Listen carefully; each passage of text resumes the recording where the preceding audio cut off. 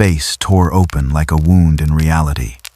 The anomaly pulsed with colors that shouldn't exist, purple bleeding into gold, streaked with cascading silver energies that made sensors scream contradictory data. The USS Enterprise E shot through the rift at maximum impulse, her shields flaring as exotic radiation washed over her hull. "Report!" Captain Jean-Luc Picard gripped his command chair as the ship stabilized, the view screen resolving from chaos into the familiar black of normal space. "We've cleared the anomaly, Captain," Lieutenant Commander Data reported from Ops, his android fingers dancing across his console with inhuman precision. "However, our position has changed dramatically. Stellar cartography indicates we are no longer in Federation space. In fact, the star patterns do not match any known coordinates in our database." "Another galaxy?" Commander William Riker asked from his position beside Picard, his voice tight with controlled concern. "It would appear so, sir." Based on the density of stellar formations and the distribution of data paused, his head tilting in that characteristic gesture that meant something had surprised even his positronic brain. "Captain, I am detecting another vessel emerging from the anomaly behind us." Picard's blood ran cold. "The Borg cube?" "Confirmed. The cube is matching our trajectory. Distance, 40,000 kilometers and closing." The view screen shifted, showing what every Starfleet officer had learned to fear. A perfect geometric nightmare, 3 kilometers on each side, bristling with impossible technology, green-lit and remorseless. The Borg cube hung in space like a promise of extinction. "They followed us through," Picard said quietly. Then louder, "Red alert. All hands to battle stations. Helm, evasive pattern Delta 7. Put distance between us and that cube." The Enterprise banked hard, her impulse engines flaring bright. But Picard knew it was futile. They'd been running from this cube for 6 hours, ever since it had appeared at the edge of Federation space near the Paulson Nebula. The cube had pursued them relentlessly, adapting to every tactic, shrugging off every weapon. Only the anomaly had offered escape, or so Picard had thought. "Captain," Worf growled from tactical, his Klingon instincts screaming danger. "The cube is not pursuing. It has stopped. It appears to be conducting intensive scans of the surrounding space." Picard stood, moving closer to the view screen. "What are they scanning for?" "Unknown. However, I am detecting millions of subspace transmissions emanating from the cube. They appear to be some form of data processing, analyzing stellar phenomena, planetary systems, and..." Data's yellow eyes widened fractionally. "Captain, there are an extraordinary number of inhabited systems in this galaxy. I am detecting life signs in abundance, far exceeding Federation space density. Billions of sentient beings within scanning range alone." The implication hit Picard like a physical blow. The Borg had pursued them through the anomaly into a galaxy teeming with life. Billions upon billions of potential drones. Species the Borg had never encountered. Technology they'd never assimilated. And the Enterprise was the only Federation ship here to warn them. "Data, can we reopen the anomaly? Return to Federation space?" Data's fingers flew across his console, his positronic brain processing calculations at speeds no organic mind could match. "Negative, Captain. The anomaly has collapsed. The exotic particles that created the rift have dissipated. We are stranded. Then we need to warn whoever lives here," Picard decided. "Mr. Data, locate the nearest inhabited system with significant population. We need to make contact immediately." Calculating. "Captain, I am reading a highly populated system at bearing 273 Mark V. Distance, 0.37 light-years. Sensors indicate a terrestrial world with multiple orbital stations and what appears to be a planetary-scale city. Population estimates exceed 1 trillion individuals." Riker whistled softly. 1 trillion? That's more than the entire Federation. "Set course. Maximum warp. We need to reach them before..." "Captain!" Worf's voice cut through the bridge. "The Borg cube is moving. New heading. They are traveling toward the same system." "How fast?" Data's console beeped urgently. "Sir, the cube has entered some form of faster-than-light travel, but it is not utilizing transwarp conduits. The propulsion signature is entirely different from anything in our database." If I am reading this correctly, they are traveling through an alternate dimension, a form of hyperspace. They're adapting already, Picard said grimly. They've assimilated hyperspace technology from this galaxy and integrated it into their systems. Mr. Data, how long until the cube reaches that system? At their current velocity, approximately 3.2 hours, the Enterprise at maximum warp will arrive in 4.1 hours. Then we're already too late. Picard sat heavily in his command chair, the weight of command crushing down on his shoulders. He thought of Wolf 359, of the 40 starships and 11,000 people the Borg had slaughtered there. And that had been just one cube in Federation space, where Starfleet had some understanding of Borg capabilities. This galaxy had no such knowledge. No defenses. No preparation. No, Picard said, straightening. We're not too late to warn them. Even if we can't arrive before the Borg, we can transmit ahead. Data, broadcast on all frequencies. Universal friendship message. Warn them that a hostile force is approaching and that they need to evacuate immediately. Aye, sir. Transmitting now.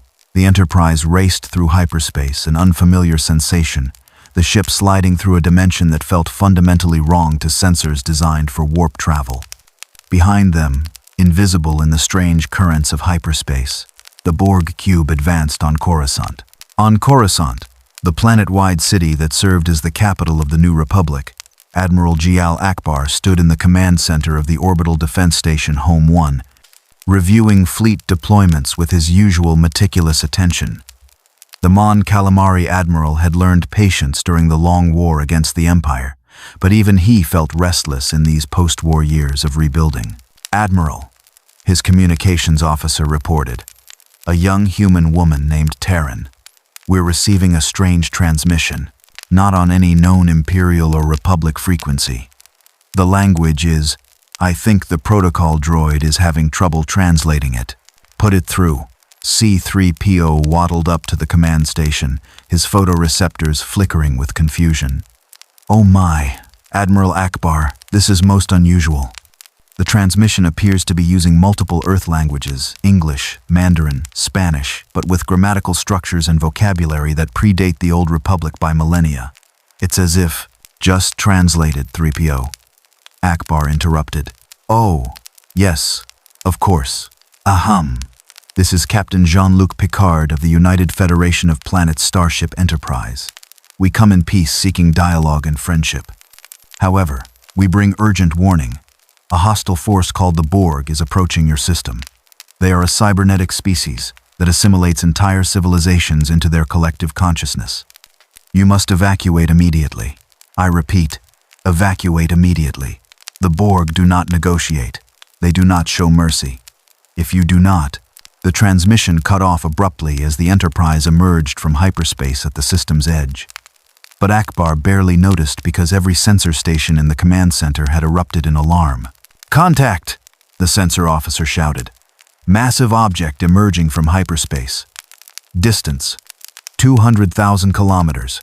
Configuration unknown. Mass readings are. Admiral, this thing is huge. 3 kilometers cubed. Composition appears to be a composite of multiple materials and technologies.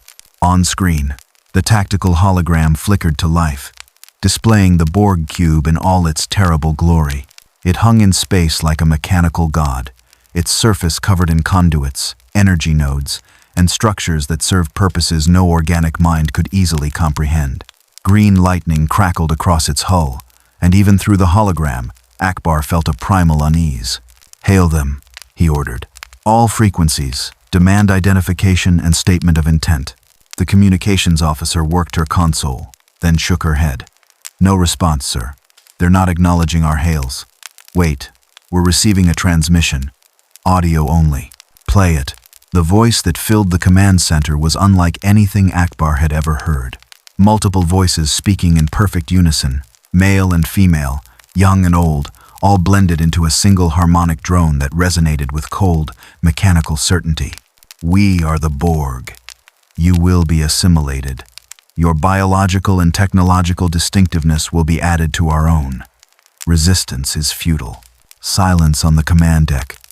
Then Akbar's tactical officer spoke, his voice tight.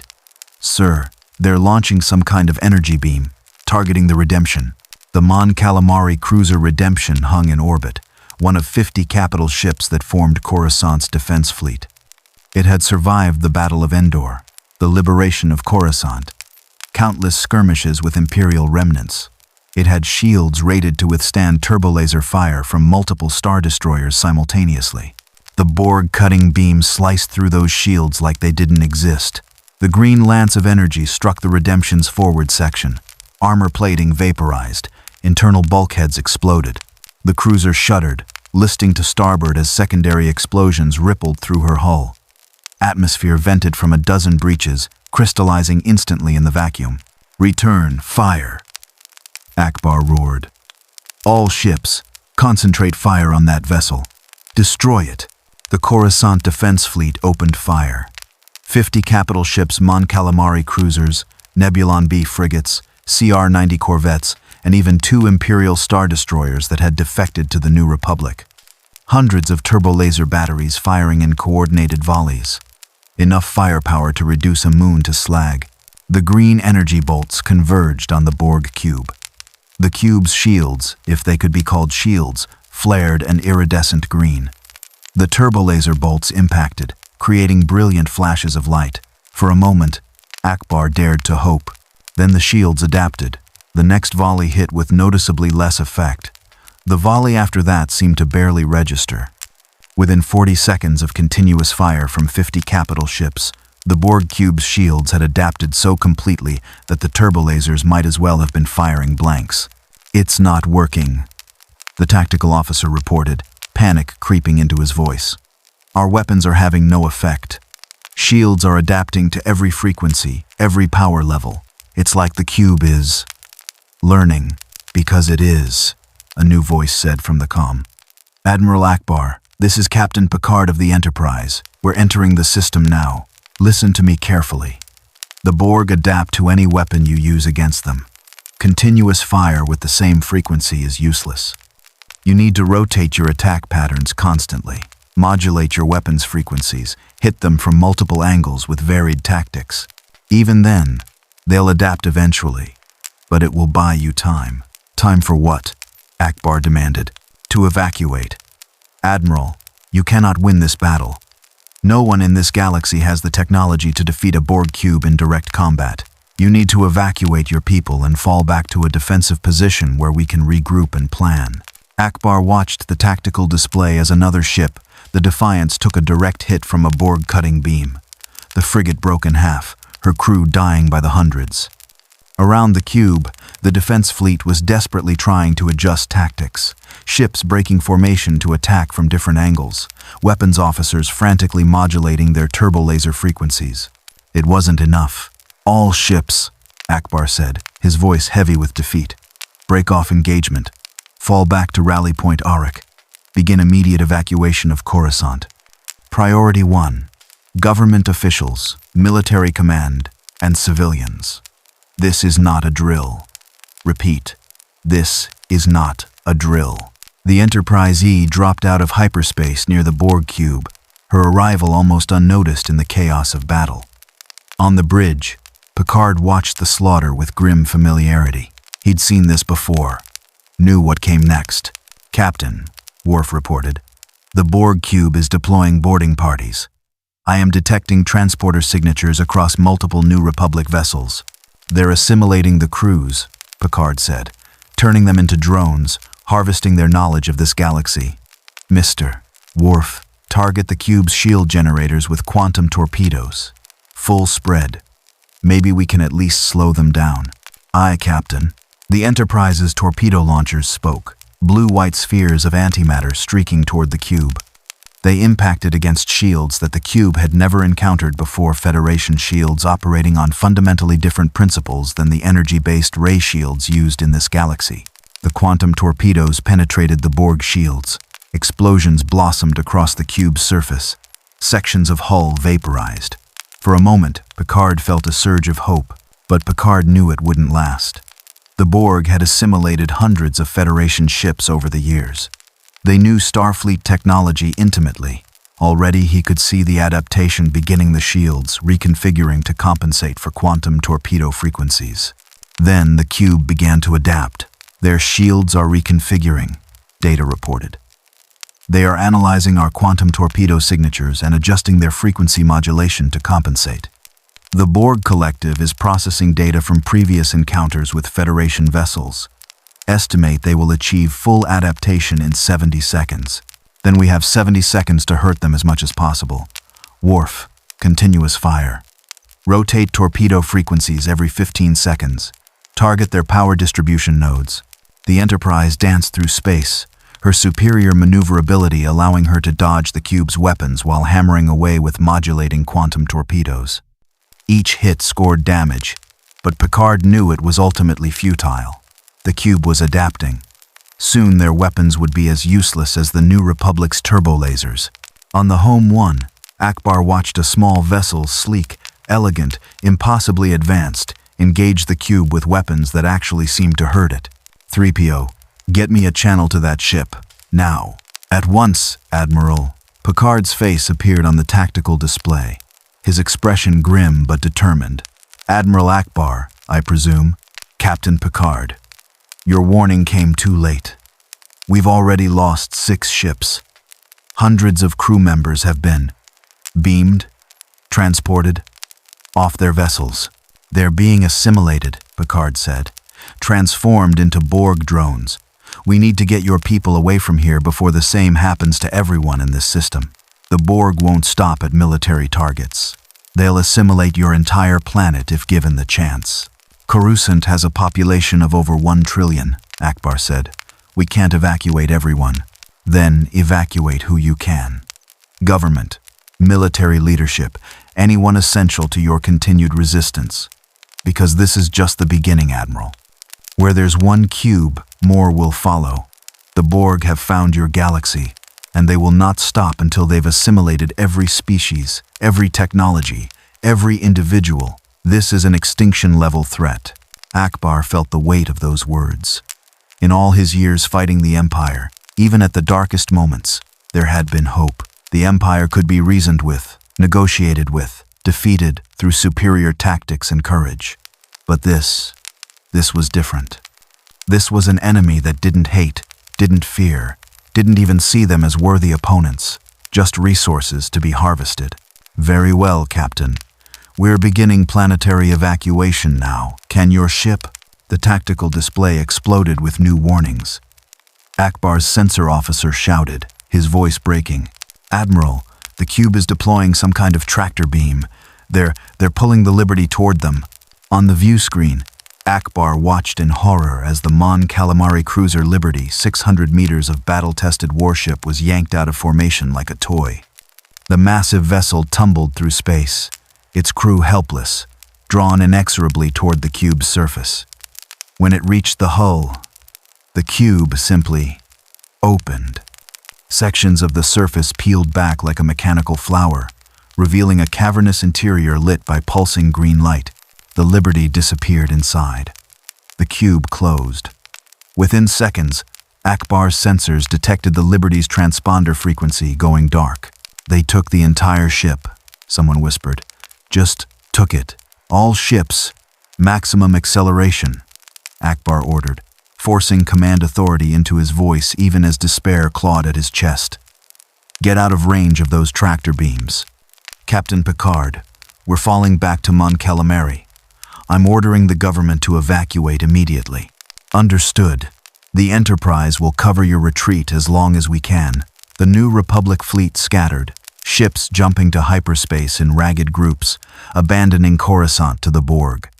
The Enterprise remained, her weapons still firing, still modulating, buying precious seconds for the evacuation transports fleeing the planet below. On Coruscant's surface, chaos reigned. Chief of State Mon Mothma stood in the Senate chambers, watching emergency broadcasts showing millions of citizens fleeing toward spaceports, families clutching children, elderly being carried by the young, speeders clogging every skyway. And above it all, visible through the transparisteel dome, that terrible green cube descending through the atmosphere. Madam Chief of State, we need to leave now, her security chief urged. Your shuttle is waiting. Not yet, Mon Mothma said, watching the screens. Not while people still need evacuation coordination. Not while the broadcast feeds flickered, then died. One by one, Coruscant's communication networks went dark. Mon Mothma looked up through the dome and saw why. Borg cutting beams were carving through the planet's orbital infrastructure. Satellites exploded. Communication relays vaporized. Within minutes, Coruscant was cut off from the rest of the galaxy, isolated, helpless, ready for assimilation. Now we go, Mon Mothma said quietly. There's nothing more we can do here. Her shuttle lifted off from the Senate building's roof, joining thousands of others fleeing the capital. Behind them, the cube descended like a mechanical god, its shadow falling across an entire city continent. Where that shadow touched, the assimilation began. Borg drones materialized in the streets, humanoid figures with pale skin, cybernetic implants covering half their bodies, faces expressionless and eyes empty. They moved with eerie coordination, each one a node in a vast network intelligence. They didn't run, didn't shout, didn't need to. They simply walked forward, tubules extending from their arms, injecting nanoprobes into anyone they touched. The victims screamed at first. Then their screams cut off as the nanoprobes reached their brains, rewriting neural pathways, suppressing individuality, connecting them to the collective. Within seconds, another drone, another node, another voice, added to the Borg chorus. The plague spread exponentially. One drone became 10, 10 became 100, hundreds became thousands. The Borg moved through Coruscant's levels like a flood, unstoppable and inevitable. They assimilated people, droids, technology, architecture, everything of value absorbed into the collective. In the Jedi Temple, Luke Skywalker felt it through the Force, a disturbance unlike anything he'd ever sensed. Not the sharp pain of death in the Force the Jedi were familiar with that, had felt it all too often during the Purge. This was different. This was wrongness, corruption. The Force presences were still there, but twisted, suppressed, enslaved. Like feeling someone screaming underwater, muffled, distant, trapped beneath something vast and cold. Millions of minds crying out, but unable to be heard. Master Skywalker, his student Cam Solasar said, his face pale. I feel them. Thousands, no, millions. They're just changing, being buried. What's happening? Luke reached out, extending his senses toward the approaching horror. He touched the mind of a Borg drone and recoiled instantly. The individual was still there, consciousness, personality, emotions, all of it suppressed beneath a vast networked intelligence that felt alien and wrong on every level. The person was imprisoned in their own body, screaming silently while the collective used them like a puppet. We need to leave, Luke said, making the hardest decision of his life. Now, everyone, to the transports. We can't fight this. We can't even understand it. We leave, we regroup, and we warn the rest of the galaxy. Master, we can't just abandon Coruscant. We can and we will, Luke said firmly. Because if we stay, we'll be assimilated. And then the Borg will have Jedi, Force-sensitive drones. That cannot be allowed to happen. Move. The Jedi evacuated, their transport joining the last wave, fleeing the dying planet. Luke watched through a viewport as the cube settled over the Senate district like a predator claiming its kill. Borg drones swarmed through the streets below, and Luke felt each mind being suppressed in the Force, each consciousness trapped and enslaved beneath the collective's will. 4 million people assimilated in the first hour, 20 million in the first 6 hours. By the time the Enterprise was forced to retreat, her weapons fully adapted to, her shields weakening under relentless assault, over 50 million citizens had been absorbed into the collective. Picard stood on his bridge, watching Coruscant fall, and felt the same helpless rage he'd felt at Wolf 359. Helm, get us out of here. Maximum warp to these coordinates. He pulled up the rally point the New Republic had transmitted. Mon Calamari system. As the Enterprise jumped to hyperspace, Data having successfully interfaced Federation and local FTL systems, Picard sank into his command chair. Around him, his bridge crew sat in shocked silence. They'd warned the New Republic, tried to help, and still failed to prevent the slaughter.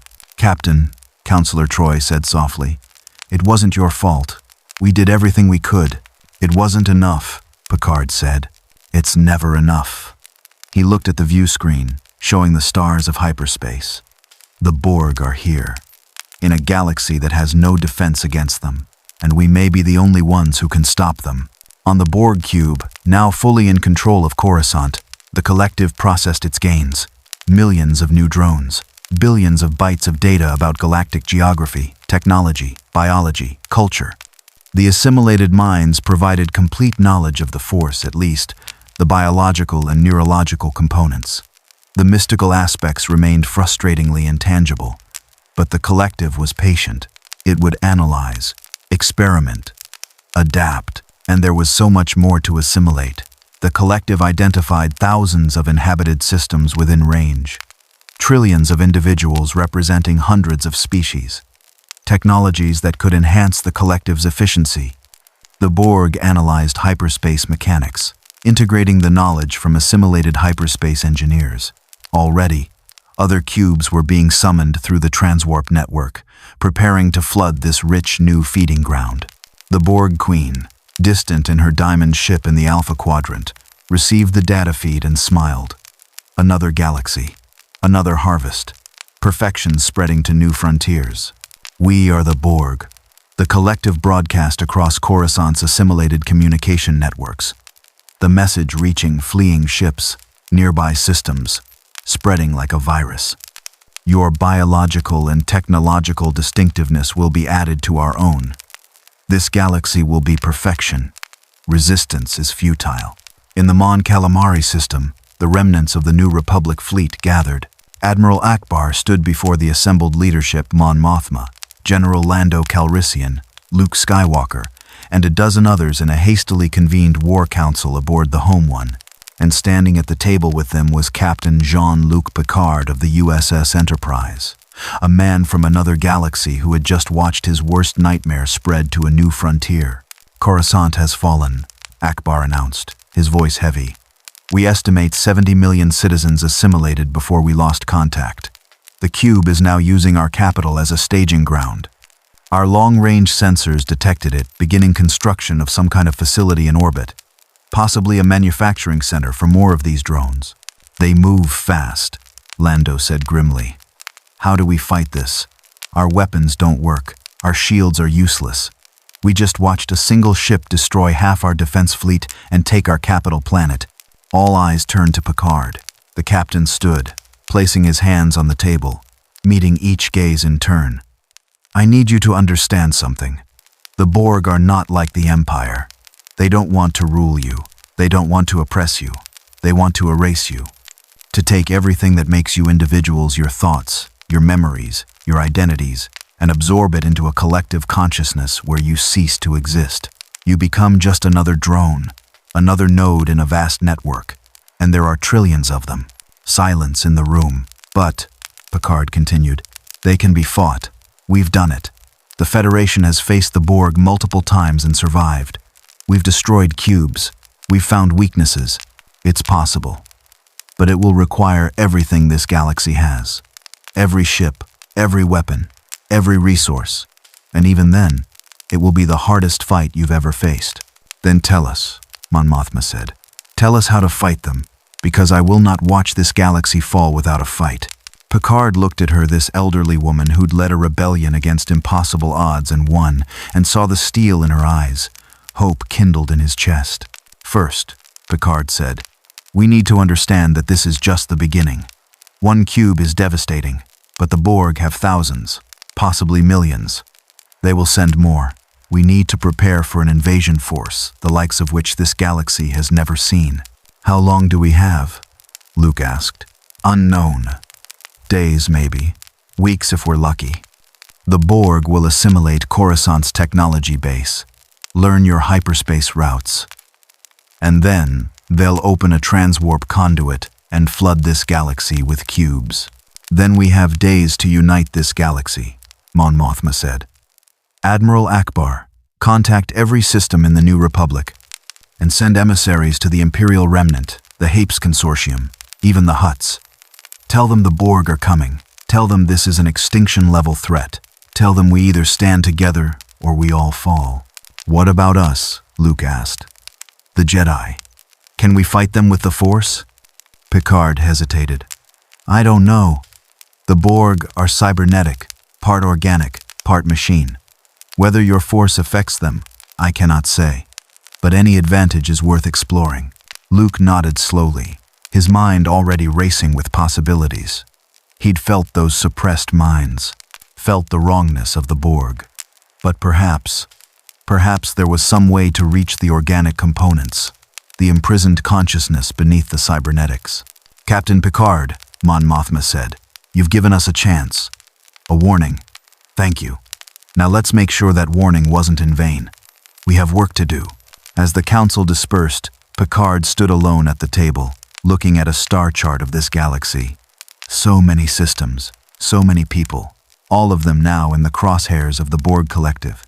We'll stop them, he said to the empty room. We have to. But deep in his heart, Jean-Luc Picard remembered Wolf 359. Remembered the 40 starships destroyed in less than an hour. Remembered the Borg drone that had once been him, the voice of Locutus speaking through his lips, and he wondered if even this galaxy's combined might would be enough. The transwarp conduit opened like a scar in space, reality tearing open to reveal the green-lit nightmare beyond. The first cube emerged, then another, then 3 more. 5 Borg cubes materialized in the Star Wars galaxy within minutes of each other, their arrival coordinated by the collective with mechanical precision. On Mon Calamari, in the hastily established command center aboard the Home One, Admiral Akbar watched the sensor displays with mounting horror. His tactical officer's voice shook as he made the report. Admiral, we're detecting multiple hyperspace signatures. 5 massive contacts, same configuration as the cube that took Coruscant. They're splitting up, different trajectories, targeting multiple systems. Akbar pulled up the galactic map, his large eyes tracking the projected paths of each cube. Kuat, Fondor, Corellia, Sullust, Bothawi, major industrial worlds, shipyard facilities, population centers.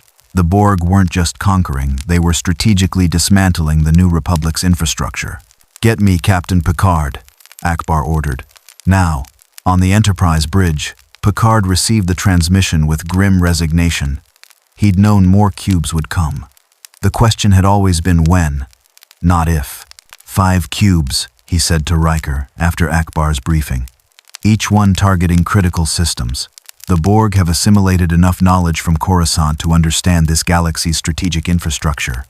They're not just assimilating populations anymore, they're crippling your ability to mount organized resistance. Can we stop them? Mon Mothma's voice came over the channel, the elderly leader's face showing strain but determination. Not all of them, Picard admitted. The Enterprise can engage 1 cube, perhaps slow it down, but 5 simultaneous targets? We'll need to make hard choices about which systems to defend and which to evacuate. Kuat, a new voice interjected. The view screen split to show a blue-skinned humanoid with glowing red eyes, Grand Admiral Thrawn. The Kuat drive yards are the galaxy's most important shipbuilding facility. If the Borg assimilate that technology, they'll be able to produce vessels on a scale we cannot match. I have forces there. I will defend it. Picard studied Thrawn with interest. The Imperial officer radiated tactical competence, his posture and bearing suggesting a military mind of the First Order. But something else caught his attention, the way Mon Mothma and Akbar had tensed at Thrawn's appearance. Grand Admiral, Picard said carefully, forgive my ignorance of your galaxy's politics, but I was under the impression Thrawn died at Bilbringi years ago. Thrawn's expression didn't change, but his red eyes gleamed with something that might have been amusement. Reports of my death were strategically useful, Captain. I have spent the past decade in the unknown regions, studying threats the Empire was too blind to see. Extragalactic invaders, the Yuuzhan Vong, the far outsiders. I prepared for threats like this. I simply did not expect them to arrive so soon, or in this form. The far outsiders. Data interjected from his station.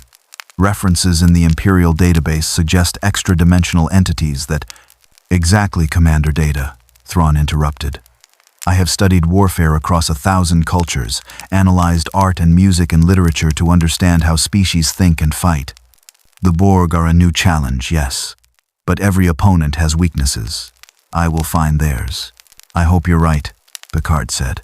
Because if Kuat falls, this war becomes significantly harder. The Borg cube designated tertiary adjunct of Unimatrix 525 dropped out of hyperspace at the edge of the Kuat system. The cube's sensors immediately detected the orbital shipyards, massive ring-shaped construction facilities filled with star destroyers in various stages of completion. The tactical value was obvious even to the collective's cold calculus. We are the Borg, the cube broadcast across all frequencies. You will be assimilated. Resistance is futile. On the bridge of the Imperial Star Destroyer Chimera, Grand Admiral Thrawn stood before the forward viewport, hands clasped behind his back, studying the approaching cube with the same analytical gaze he'd once used on a priceless Alderaanian sculpture. Fascinating, he murmured. A perfect geometric form. No wasted space, no aesthetic considerations, pure function. Captain Pelion, what are our defensive assets? Captain Pelion, a grizzled veteran who'd served under Thrawn for years, consulted his datapad. 23 Imperial Star Destroyers, 15 smaller capital ships, and over 200 TIE fighters. The shipyards themselves are defended by 12 orbital defense platforms. We also have the Kuat Defense Fleet, another 30 vessels under Admiral Screed's command. Insufficient, Thrawn said calmly, but perhaps adequate to test a hypothesis. Captain, I want our weapons to fire in sequential patterns. First volley, forward batteries only, full power. Second volley, starboard batteries, 50% power. Third volley, port batteries, 75%, modulated frequency. Pelion blinked. Sir, shouldn't we concentrate all firepower? The reports from Coruscant indicate the Borg adapt to consistent attack patterns.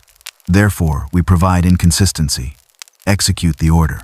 The Imperial fleet opened fire. Thrawn's sequential firing pattern sent turbolaser bolts streaming toward the cube in waves of varying intensity and frequency. The Borg shields flared, adapted, but each new volley required fractionally more time to compensate for the changing parameters. Interesting, Thrawn observed, watching sensor readouts. Their adaptation rate is not instantaneous. There is a processing delay of approximately 20 to 30 seconds per new variable. Captain, rotate our firing patterns every 30 seconds. Random selection allow the weapons officers complete discretion in target selection and power levels. The battle became chaos, not the organized Imperial precision that Thrawn usually demanded, but controlled chaos where every ship fired independently, every weapons officer making split-second decisions about where and how hard to hit. The Borg shields adapted, but slower than they had at Coruscant. Thrawn's tactical insight was buying them time, but only time. The cube launched cutting beams at 3 Star Destroyers simultaneously. The green lances of energy sliced through shields and hull plating like they were tissue paper. The subjugator exploded. Her reactor breached. The inexorable listed, venting atmosphere from a dozen decks. The stalwart lost her engines, dead in space. They're learning our pattern, Pelion reported. Even random attacks are showing decreased effectiveness. Adaptation is accelerating. Then we escalate, Thrawn said. All ships, concentrate fire on a single point on the cube's hull. Grid coordinates I'm transmitting now. Ion cannons, full power. We test whether their shields can adapt to overwhelming force at a single location. The entire Imperial fleet focused their weapons on one section of the cube, dozens of turbolaser batteries and ion cannons all firing at the exact same spot. The Borg shields held, flickered, then collapsed in that section for approximately 5 seconds. Fire everything, Thrawn ordered. Torpedoes, missiles, and concentrated turbolaser fire hammered the exposed section. Explosions blossomed across the cube's surface. Borg drones were vented into space. Internal systems sparked and failed. For a moment, Thrawn allowed himself to hope. Then the cube adapted. The shields reconfigured in 43 seconds, spreading the load across the entire surface rather than localizing. The concentrated fire that had breached the shields now barely registered, and the cube's retaliation was immediate and devastating. Tractor beams lashed out, grabbing 4 Star Destroyers and pulling them toward the cube. Thrawn watched as the massive Imperial vessels were dragged across space, their crews helpless, their engines screaming futilely against the implacable pull. "Release tractor beam locks," Thrawn ordered. "Helm, full reverse on all captured vessels. Engineering, divert all power to engines." It didn't work. The Borg tractor beams were orders of magnitude more powerful than anything the Empire used. The 4 Star Destroyers disappeared into the cube's interior. 8,000 Imperial crew members assimilated in minutes. "Admiral," Pelion said quietly, "we're not winning this." "No," Thrawn agreed. "We're not. Begin evacuation of the shipyards. All non-essential personnel to escape pods immediately. And send a message to the New Republic. Kuat will fall. Learn from my mistakes." The evacuation began, but it was already too late for many. Borg drones materialized aboard the orbital shipyards, thousands of them, beaming directly past shields and security measures. The assimilation of Kuat's workers began. In one of the construction bays, Chief Engineer Mira Ven was inspecting a half-built Star Destroyer when the first drone appeared. She grabbed her blaster, fired 3 shots center mass. The drone staggered but kept coming, its personal shield adapting to her weapon after the first hit. "Run!" she screamed to her crew. But there was nowhere to run. More drones were materializing, surrounding them, advancing with mechanical inevitability. The tubules extended, the nanoprobes injected. Mira Ven felt her consciousness being subsumed, her individuality drowning beneath the overwhelming voice of the collective. Her last thought was of her daughter, safe on Naboo. Then even that memory was absorbed, catalogued, filed away in the vast database of the Borg. We are Borg. Resistance is futile. Thrawn watched the shipyards fall from the Chimera's bridge. His tactical mind was already analyzing everything he'd learned. Adaptation rates, weapon effectiveness, the brief success of concentrated fire. Knowledge that might save lives in future engagements. "Captain, jump to hyperspace. Coordinates for rendezvous with New Republic forces. This battle is lost, but the war continues." The Chimera and the surviving Imperial vessels fled, leaving Kuat to the Borg. Within hours, the cube had assimilated the shipyard's entire production capability. The collective now possessed the knowledge and facilities to build Star Destroyers. But more than that, they understood Imperial construction techniques, weapons systems, shield technology. The first Borg Imperial hybrid vessel began construction within a day. It looked like a nightmarish fusion of technologies, the angular, intimidating lines of a Star Destroyer merged with Borg alcoves, conduits, and green-lit technology. When complete, it would combine Imperial firepower with Borg shields and adaptation capabilities, a weapon against which the galaxy had no defense. On Yavin IV, Luke Skywalker stood in the ancient temple that served as the new Jedi Academy, meditating on the growing darkness he felt in the Force. 12 Jedi stood with him, a pitiful number compared to the thousands that had served before the Purge, but all they had. Among them was Mara Jade, former Emperor's hand, her red-gold hair pulled back, her expression focused. "Master Skywalker," said Cam Solusar, one of his first students. "We felt it too, the corruption spreading across the galaxy. It's like watching stars being smothered in the Force, one by one." "The Borg," Luke said. "Every person they assimilate becomes trapped, imprisoned in their own body. I can sense them through the Force, millions of minds crying out but unable to be heard, buried beneath something vast and cold. And now I'm sensing something worse." He opened his eyes, concern evident on his face. "They're targeting Force sensitives specifically. I can feel Jedi across the galaxy disappearing faster than the general population. They're hunting us. Then we strike first," Mara said, her hand unconsciously touching her lightsaber. "We board one of their cubes, plant explosives, destroy it from within. Show them that Jedi aren't easy prey." "Mara, Luke, we can't just hide here while the galaxy burns. You've said yourself that our lightsabers work against them. The plasma blade cuts through their armor. We have an advantage. Let's use it. Luke wanted to argue, but she was right. The Jedi couldn't sit idle while billions were assimilated. And there was something else, a growing certainty in the Force, that the Borg represented a threat beyond anything the Jedi had faced. Worse than the Sith. Worse than the Empire. This was extinction. Very well, Luke said. We'll take the fight to them. But we do this smart, hit and run, in and out before they can adapt. Our target is the cube at Both Hawaii. According to New Republic intelligence, it's the smallest and most recently arrived. We infiltrate, plant thermal detonators at the power core, and extract before it explodes. Who's going? Mara asked. You, me, Cam, Corin Horn, Tian, and 7 others. 12 Jedi. Enough to fight our way through. Not so many we can't move quietly.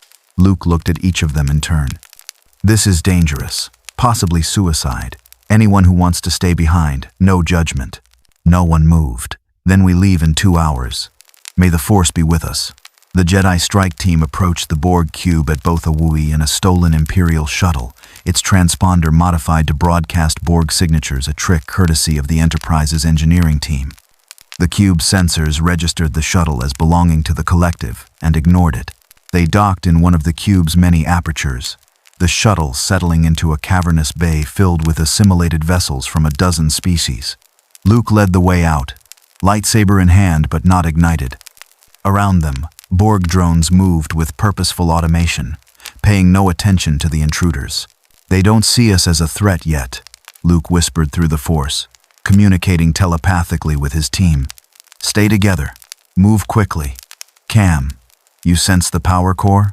Cam Solasar, his Force senses attuned to energy patterns, nodded.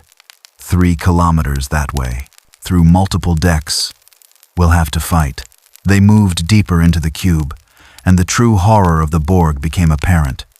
Alcoves lined the corridors, each one containing a drone, humanoid figures standing motionless, their eyes staring at nothing, faces frozen in expressionless masks. Some were human. Some were species the Jedi recognized from Republic space. All of them were trapped, their minds buried beneath the collective's control. By the Force, Tion breathed. How many? Hundreds of thousands, Luke said. Maybe millions, all in this one cube. A drone stepped into their path. Mara ignited her lightsaber, the purple blade humming to life, and cut through it in one smooth motion. The drone collapsed in 2 pieces, sparks flying from severed cybernetics. Alarms blared. Red lighting replaced the ambient green. Across the cube, drones activated, turning as one toward the intruders. So much for stealth, Mara said. Run. The Jedi sprinted through the cube's corridors, lightsabers blazing. Drones emerged from alcoves, from side passages, from everywhere at once. The Jedi cut through them plasma blades, slicing through Borg armor, limbs, cybernetic components.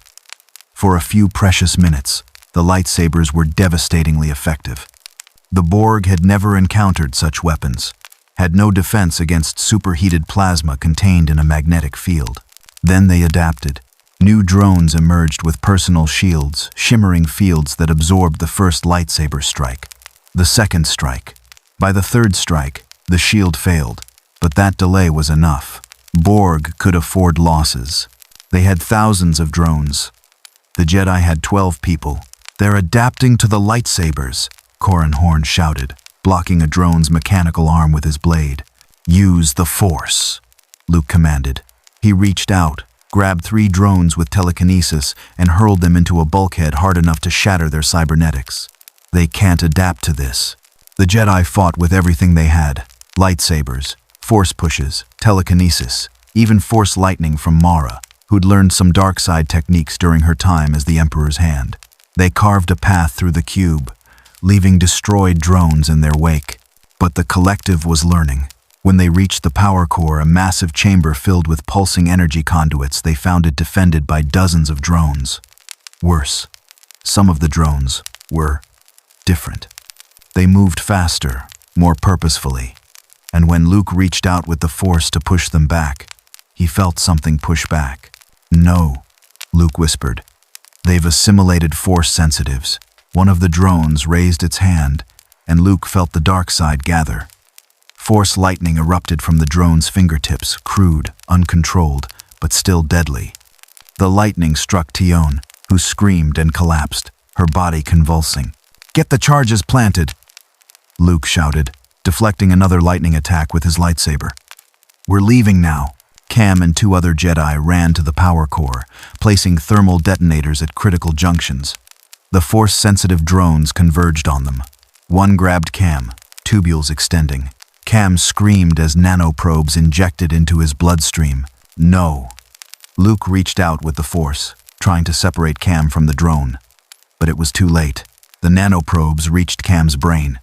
His force presence flickered, dimmed, changed. Where once Luke had sensed a bright flame of life, now there was something twisted still present, but buried, imprisoned beneath the collective's control.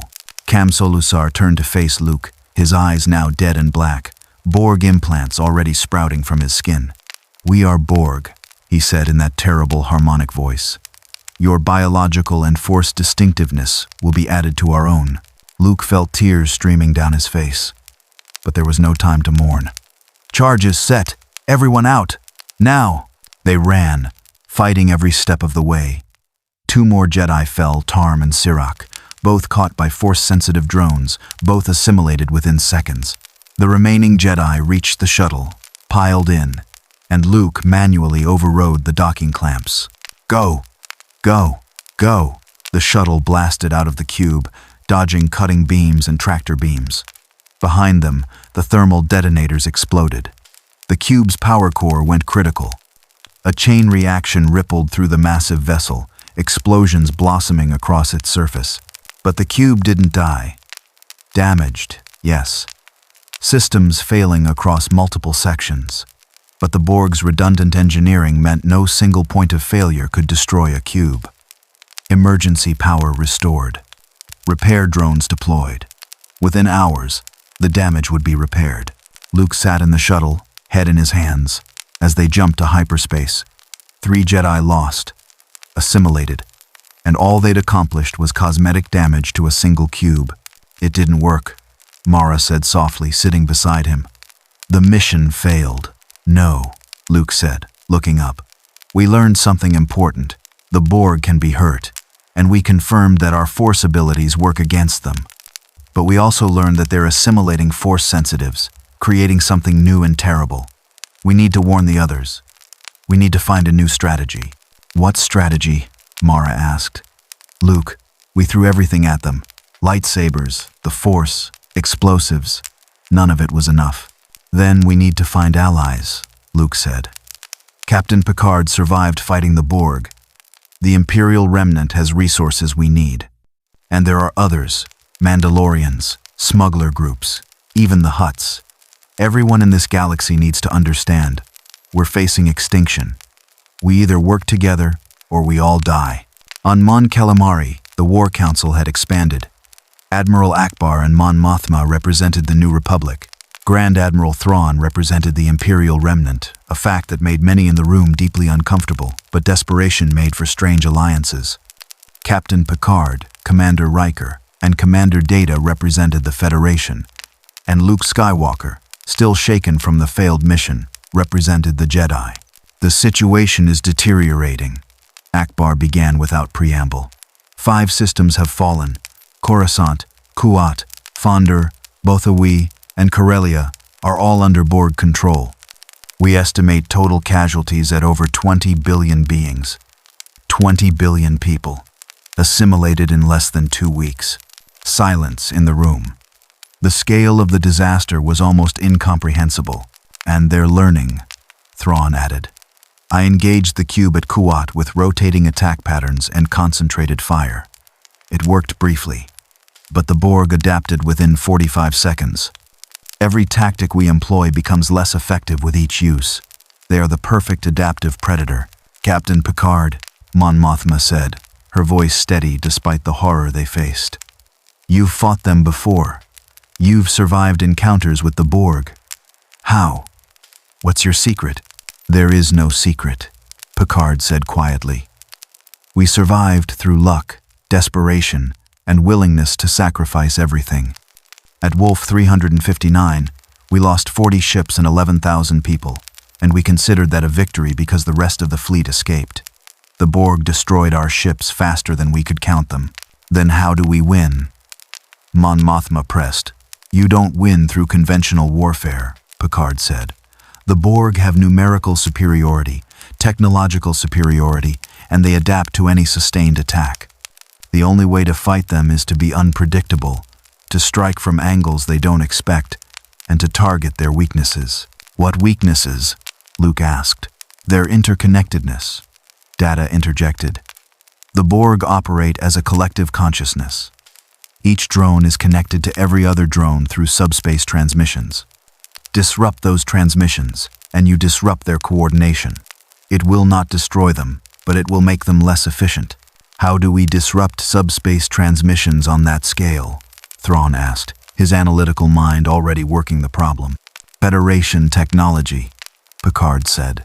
We have subspace jammers, but they're not powerful enough to affect an entire cube. However, if we could combine Federation jamming technology with your industrial capacity and production capabilities. He looked at Thrawn. Grand Admiral, could your shipyards manufacture Federation-designed equipment? Thrawn's eyes gleamed. Given the technical specifications, yes, and I suggest we go further. Retrofit New Republic vessels with Federation shield generators. Your adaptive shields using different principles than the energy-based ray shields of this galaxy give the Borg a new variable to adapt to. It buys precious seconds before they adjust. Not immunity, but unfamiliarity. And teach our weapons officers your frequency modulation techniques. We need every advantage we can gain. That will take time. Akbar objected. Weeks, maybe months to retrofit even a fraction of the fleet. Then we buy that time, Luke said. Hit and run attacks. Keep the Borg off balance while we prepare. Mara and I will coordinate Jedi strike teams. Thrawn can handle naval tactics, and Captain Picard can oversee the technology transfer. There's something else, Riker added. We've been analyzing Borg tactics, and we've noticed a pattern. They focus on heavily populated systems and industrial centers. They're maximizing assimilation efficiency. But that means less populated areas, outer rim worlds, frontier sectors are being ignored for now. We use that, Thrawn said, nodding. Evacuate core worlds, disperse our forces to the outer rim, make ourselves a more difficult target. The Borg will eventually adapt their strategy, but it buys us time. Mon Mothma stood, looking at each face around the table, former rebels, Imperial officers, Federation explorers, and Jedi Knights, allies who weeks ago would have been enemies. Then we have a plan. We delay, we adapt, we prepare, and we pray it's enough. At the Bilbringi shipyards, one of the few major facilities the Borg hadn't yet targeted, work began around the clock. Imperial engineers studied Federation schematics. New Republic technicians learned about frequency modulation. And slowly, painfully, a combined fleet began to take shape. But even as they worked, the Borg continued their inexorable advance. 2 more cubes arrived through transwarp conduits, then 3 more. The collective was committing serious resources to this new galaxy, sensing the rich harvest of biological and technological distinctiveness waiting to be assimilated. And somewhere in the depths of space, the Borg Queen sensed it all, watched through the eyes of 1,000,000 drones, analyzed through the processing power of 100 cubes. And she smiled as much as her cybernetic face could smile. This galaxy will be perfection, she said to the empty chamber of her diamond ship. Their force, their hyperspace, their passionate, chaotic minds, all will be Borg. Resistance is futile. The war had truly begun, and the galaxy would never be the same. The Borg cube descended on Yavin IV like a falling moon, its 3-kilometer mass blotting out the jungle world's sun. In the ancient Masasi temples that housed the Jedi Academy, alarms screamed warnings that came far too late. Luke Skywalker stood in the Great Temple's war room, feeling through the Force as the cube entered orbit. But what terrified him wasn't the cube itself, it was what he sensed aboard it. Force presences. Dozens of them. Jedi he'd known. Students he'd trained. All twisted and imprisoned beneath something vast and terrible. They're here for us specifically, Luke said, turning to the 15 Jedi gathered around him. Mara Jade stood at his side, her hand on her lightsaber. They've learned what Force sensitives are, and they want more. How many drones are they sending? Asked Kip Duran, a young but powerful Jedi who'd once fallen to the dark side and clawed his way back. All of them, Luke said grimly. Sensors detect massive transporter activity. Thousands of drones materializing across the moon. They're not just raiding us, they're hunting us. The first Borg drone materialized in the temple courtyard, then 10 more, then 100. They emerged from thin air in perfect geometric patterns, their dead eyes scanning for targets, their cybernetic limbs moving with mechanical precision. But these drones were different. When the Jedi ignited their lightsabers and charged, the drones didn't just march forward mindlessly. They moved with purpose, with awareness. One drone raised its hand and Luke felt the dark side coalesce. Force lightning erupted from the drone's fingertips, raw, uncontrolled, but devastatingly powerful. A Jedi named Streen took the lightning full in the chest. His scream cut off as his heart stopped, his body collapsing to the ancient stone. "They have the Force," someone shouted unnecessarily. "Fall back," Luke commanded. "Defensive positions, don't let them touch you." The battle became a nightmare. The Force-sensitive drones could sense the Jedi through the Force, could track them through walls and across distances. When Jedi tried to use telekinesis to throw drones away, some of the drones pushed back with their own Force powers. When Jedi tried to confuse them with mind tricks, the collective's networked intelligence compensated instantly. Luke fought alongside his students, his green lightsaber a blur of motion. He could feel the corruption in these Force-sensitive drones, the way the Borg had twisted the Force into something cold and mechanical. The organic parts of their brains still generated Force energy, but the cybernetic implants channeled and controlled it like electricity through circuits.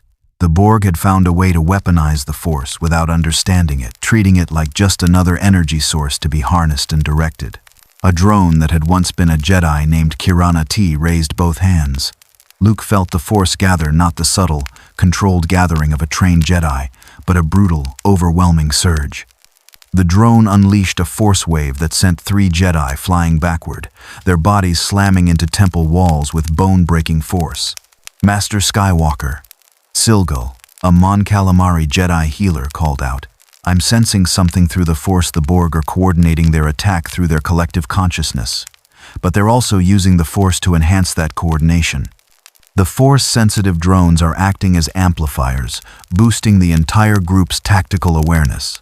Luke understood immediately. The Borg had taken the Force, something meant to connect individuals while preserving their uniqueness, and weaponized it into a tool for their hive mind. It was a perversion of everything the Jedi stood for, and it made the drones exponentially more dangerous. Mara Jade fought like a demon, her purple lightsaber a blur as she cut through drone after drone. But for every one she destroyed, 2 more took its place. And they were learning, adapting to lightsaber strikes, deploying personal shields, coordinating their attacks with inhuman precision. "We can't hold them," Mara shouted to Luke across the courtyard. "There's too many." Luke reached deep into the Force, gathering power, and unleashed a Force wave that sent dozens of drones flying backward. The effort left him gasping, sweat streaming down his face.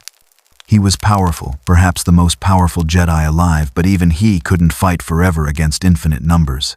Kip Duran, standing beside Luke, channeled his own considerable power. Having once wielded the Sun Crusher superweapon, he understood destructive force. He focused on a group of Force-sensitive drones and sent a concentrated burst of telekinetic energy so powerful it crushed their cybernetic components like paper. But the effort left him drained, vulnerable. A regular drone grabbed him from behind. "Kip!" Luke spun, reaching out through the Force. He grabbed the drone telekinetically and hurled it away, but not before he saw the fear in Kip's eyes. They were being overwhelmed. "To the hangar!" Luke ordered. "Everyone evacuate. Now!" The Jedi fought a running battle through the temple corridors. Behind them, the ancient structure that had survived 4,000 years was being systematically assimilated, stone converted to Borg technology, history erased by the collective's march toward perfection. In the hangar, ships were already launching. Luke saw young Jedi students being pushed aboard transports by their masters. He saw Tion recovered from her injuries in the previous battle defending the last shuttle with her silver lightsaber, and he saw a horror that would haunt him forever. A Force-sensitive drone grabbed Dorsk 81, a clone Jedi of exceptional power. Tubules extended, nanoprobes injected. Luke felt Dorsk's presence in the Force flicker, dim, transform. The consciousness was still there, still screaming, still fighting, but buried so deep beneath the collective's control that it might as well have been extinguished. Within seconds, Dorsk turned, his eyes now dead and black, and attacked his former comrades with Force lightning. "Dorsk, no!" Luke reached out, trying to sense any fragment of his student's consciousness that could still be reached. But the prison was too strong. The collective's grip too absolute. The man was still there, trapped and screaming, but unreachable. Luke made the hardest decision of his life. His lightsaber flashed. Dorsk's body fell, lifeless. Better to free him to the Force than leave him enslaved to the collective. "Go!" Luke roared, Force pushing the last shuttle toward the hangar opening. He and Mara held the entrance, their lightsabers dancing, buying seconds for the evacuees. When the last ship cleared the hangar, they ran. Their X-wings launched just as the Borg cube's tractor beam locked onto the temple. Luke looked back as they jumped to hyperspace and saw the entire structure being pulled into the cube's interior. The birthplace of the new Jedi Order. Gone, assimilated, and 5 more Jedi with it. In the aftermath, as the surviving Jedi regrouped at a hidden facility, Luke stood alone, meditating on what they'd learned. The Borg's use of the Force was crude, brutish, but effective. They didn't understand the philosophy, the balance, the spiritual nature of the Force. To them, it was simply another weapon, another technology to be exploited, but that made them no less dangerous. Perhaps more so. In Hutt space, the situation was deteriorating with terrifying speed. Jabba the Hutt's palace on Tatooine had become the center of a criminal empire that spanned dozens of systems. The Hutts had weathered the Clone Wars, the rise of the Empire, and the Rebellion. They considered themselves untouchable, too powerful, too connected, too entrenched to be threatened by anyone. They were wrong. The Borg cube that emerged from hyperspace above Nal Hutta, the Hutt homeworld, didn't bother with threats or demands. It simply began assimilating. Borg drones materialized in Hutt palaces, in criminal syndicate headquarters, in the ships of mercenary fleets. Gardulla the Hutt, one of the most powerful crime lords in the sector, watched from her throne room as the cube descended. She'd paid no attention to the warnings from the New Republic. Why should she care about Republic problems? Hutt space was independent, neutral, protected by deals, bribes, and the largest mercenary army credits could buy. "Send the mercenaries," she commanded in Huttese, her massive body undulating with confidence. "Destroy that ship. I'll pay double for its wreckage." The mercenary fleet, over 50 ships of various sizes and capabilities, engaged the cube. Gardulla watched the battle on her view screens, expecting quick victory. Instead, she watched her expensive mercenaries die. The cube's shields adapted within 35 seconds. Its cutting beams sliced through hulls. Its tractor beams captured ships for assimilation. Within an hour, the entire mercenary fleet was gone, and the cube was still descending. Bib Fortuna, major domo to one of the ruling Hutt Khajidics, watched in horror as a Borg drone walked calmly through a hail of blaster fire from a dozen guards. The drone's personal shields adapted after the first few shots. The rest might as well have been firing blank charges. "What is this thing?" Fortuna screamed, backing away. "What?" The tubules extended. Fortuna felt the nanoprobes enter his bloodstream, felt his consciousness being overridden, felt himself becoming less.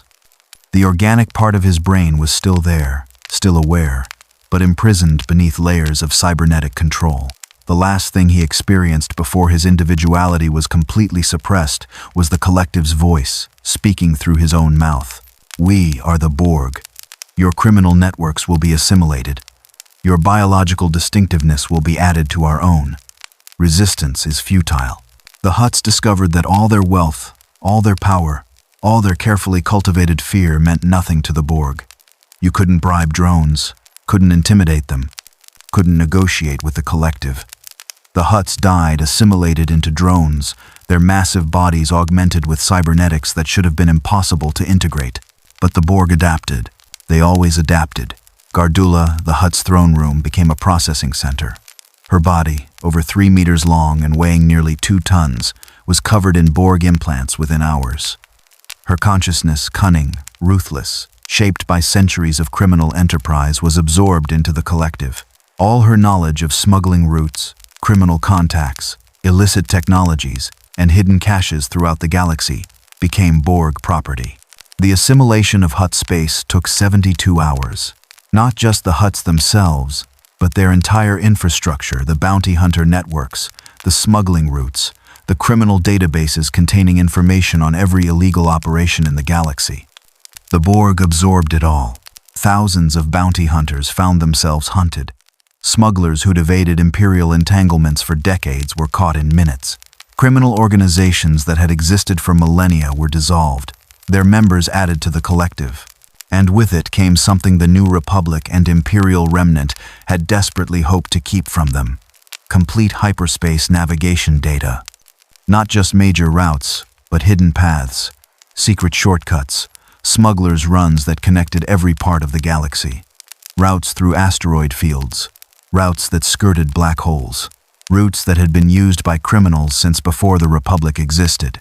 The Borg cubes, which had been limited to known hyperspace lanes, could now strike anywhere with impunity.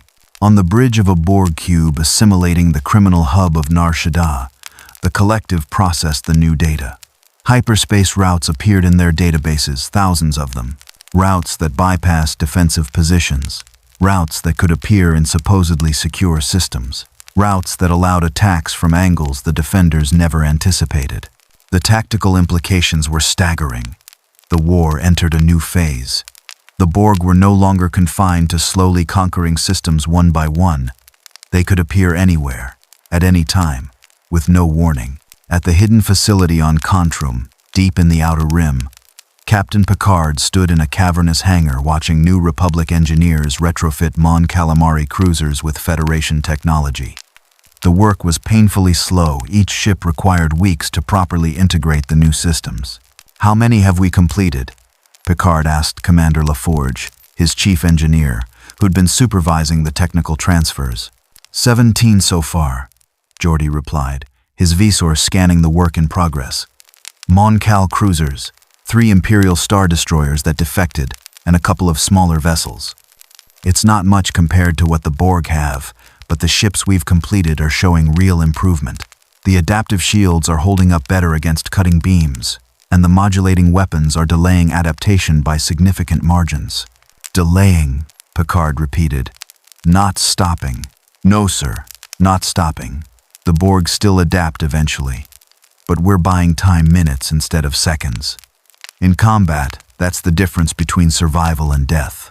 Picard walked among the workers, watching as they carefully installed Federation shield generators onto Mon Calamari cruiser frames. The cultural differences were striking. Federation technology was sleek, efficient, designed with aesthetic considerations. Mon Calamari ships were organic in design, following natural curves and flowing lines. The marriage of the two technologies looked awkward, ungainly, but the test results were undeniable. A Mon Calamari engineer named Ibtisam approached, her large eyes reflecting fatigue. "Captain Picard, we've completed the installation on the Liberty's Hope. She's ready for combat trials." "Excellent work, engineer. How long until we can begin mass production?" Ibtisam's expression darkened. "That's the problem, sir. We're limited by replicator capacity.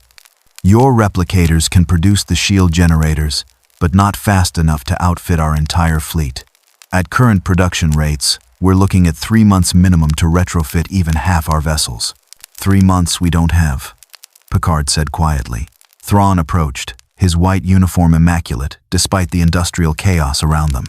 "Captain, a word?" They walked to a quieter section of the hangar.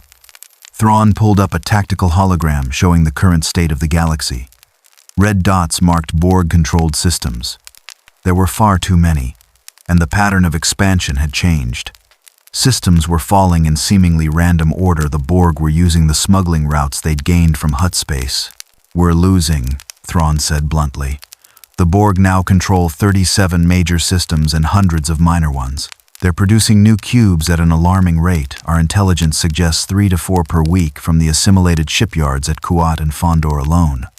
Meanwhile, we've managed to destroy exactly 2 cubes at a cost of nearly 300 ships and countless lives." "What are you suggesting?" Picard asked. "That we need to change our strategy entirely. We cannot win through attrition.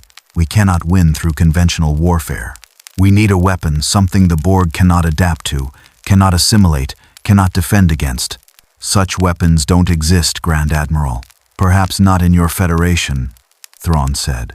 "But this galaxy has a long history. Ancient weapons, super weapons, technologies lost to time.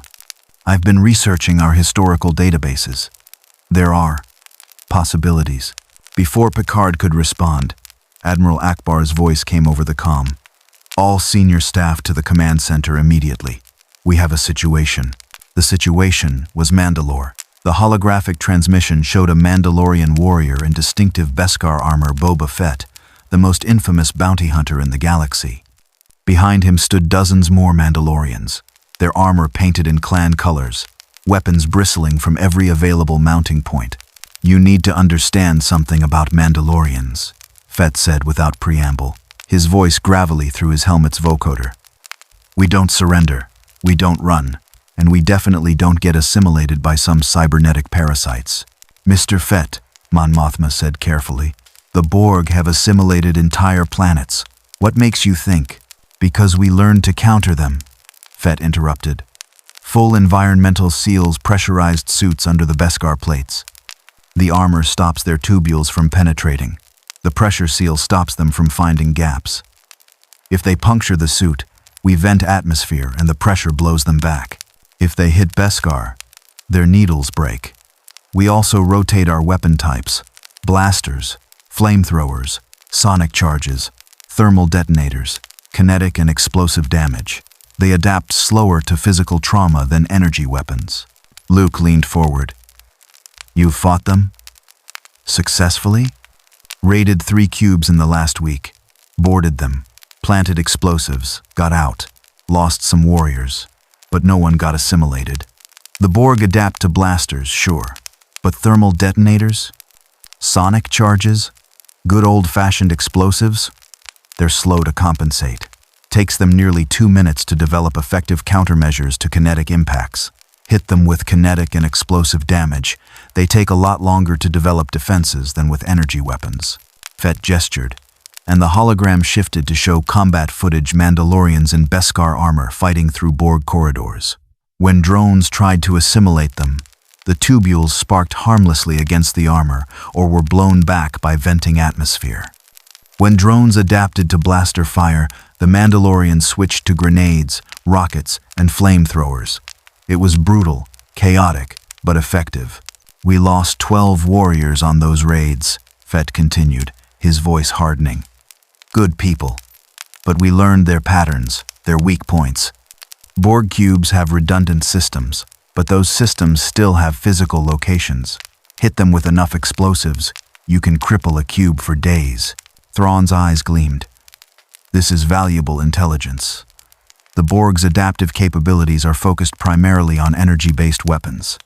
Physical trauma, explosive force, kinetic impacts, these require different adaptations that take significantly longer to develop." "Exactly," Fett said, "which is why I'm proposing a deal. You provide us with intelligence on cube locations and layouts. We provide strike teams to raid them, gather data, and cause damage.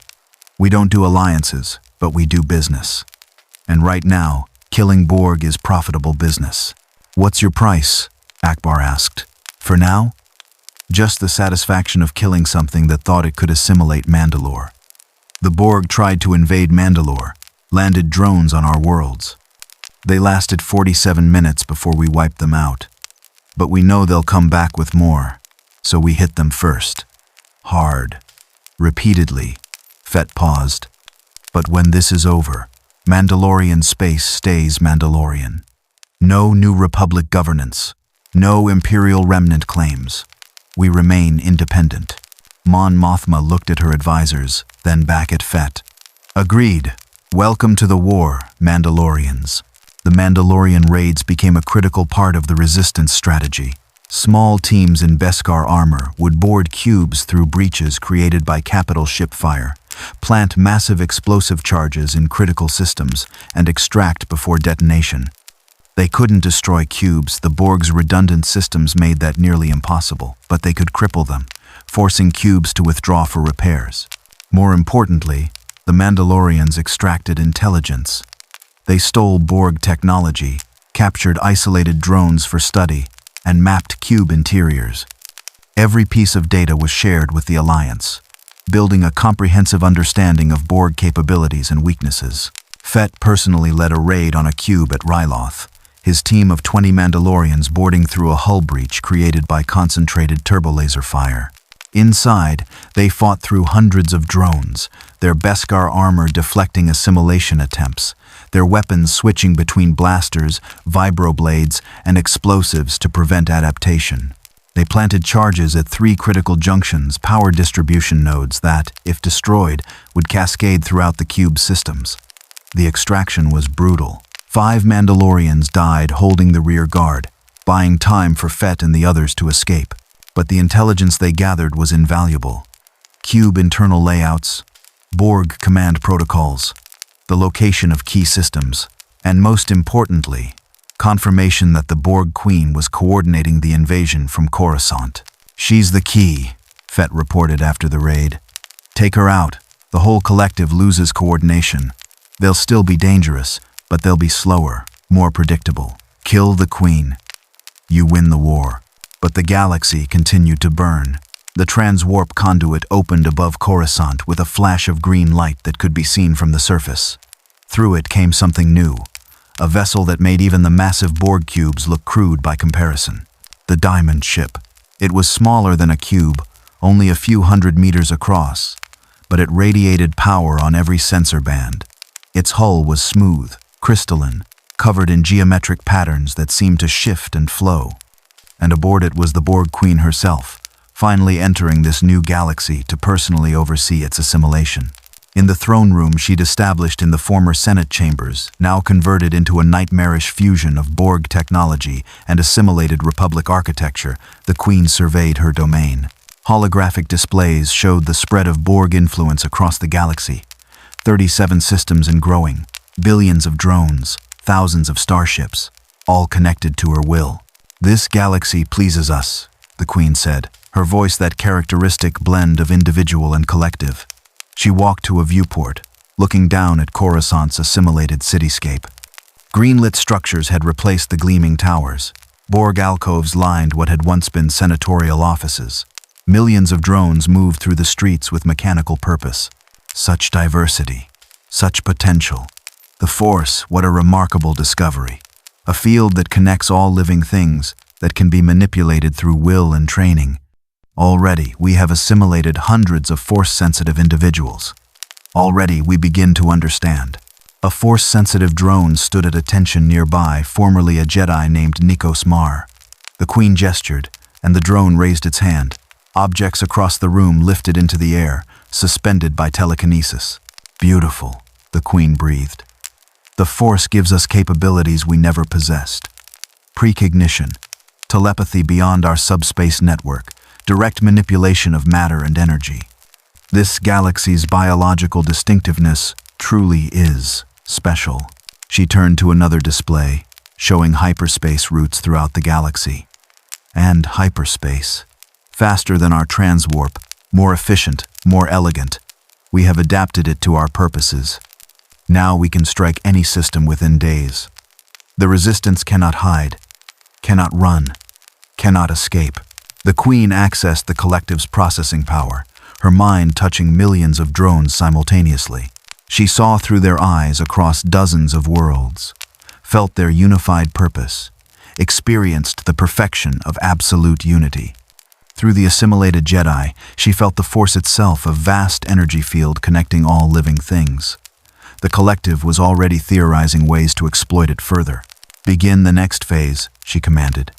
Target priority systems: Mon Calamari, Kashyyyk, Naboo, Bakura. Deploy 12 cubes. Assimilate everything. Leave nothing unconquered. This galaxy will be perfection within the year. The Queen smiled as much as her cybernetic face could smile. And if they resist, we will adapt. We always adapt. On Mon Calamari, the warning came through multiple channels simultaneously. 12 Borg cubes had entered hyperspace, their trajectories calculated by the collective with mathematical precision. Their targets, the heart of what remained of free space. They're committing everything, Akbar said, studying the tactical display. 12 cubes in a coordinated assault. They're not just conquering anymore, they're trying to end us. Can we stop them? Mon Mothma asked, though her tone suggested she already knew the answer. Akbar looked at Thrawn. Thrawn looked at Picard. Picard looked at Luke. None of them had an answer that wouldn't be a lie. Not with what we have now, Thrawn finally said. We have perhaps 150 combat-capable vessels, 17 of which have Federation technology integrated. Against 12 cubes operating in concert, we'd be slaughtered. The mathematical reality is inescapable. Then we need to find another way, Luke said. He'd been meditating for hours, reaching out through the Force, searching for something, anything. The Force had shown him fragments, ancient ruins, a station in orbit, technology that predated the Republic itself. But the images were unclear, shrouded in darkness. There has to be a weapon we haven't considered. Some technology, some Force technique, something, the Star Forge. Everyone turned to look at Data, who'd been quietly analyzing historical databases in the corner of the command center. I apologize for the interruption, Data said, but I believe I may have found something relevant. According to the historical records in the Jedi archives, which I accessed before Coruscant fell, there exists a legend of an ancient Rakatan superweapon called the Star Forge. It was supposedly capable of producing war materials at an exponential rate, powered by a combination of advanced technology and the dark side of the Force. The Star Forge was destroyed 4,000 years ago, Luke said, by Revan at the end of the Jedi Civil War. It was pulled into Lehon's star, its ancient history. According to the legends, Data agreed. However, my analysis of the historical records suggests an interesting possibility. The Rakata were known to construct multiple facilities, seed stations, prototype foundries, backup installations. What if the famous Star Forge was not their only such facility? What if there exists a secondary foundry, perhaps a prototype or sister station that was never destroyed? Thrawn stepped closer to Data's display, his tactical mind already processing possibilities. Show me potential locations. Data pulled up a star chart. A system marked Lehon blinked in the unknown regions, far from known space. According to the archives, the Star Forge was located in orbit around this planet. However, there are fragmentary references to the first forge and the seed that spawned the fleet. This suggests the possibility of an earlier prototype installation. If such a facility still exists, even partially functional, it might provide the manufacturing capacity we require. This is speculation built on legend, Akbar protested. A 4,000-year-old story about a weapon that might have a predecessor that might still exist.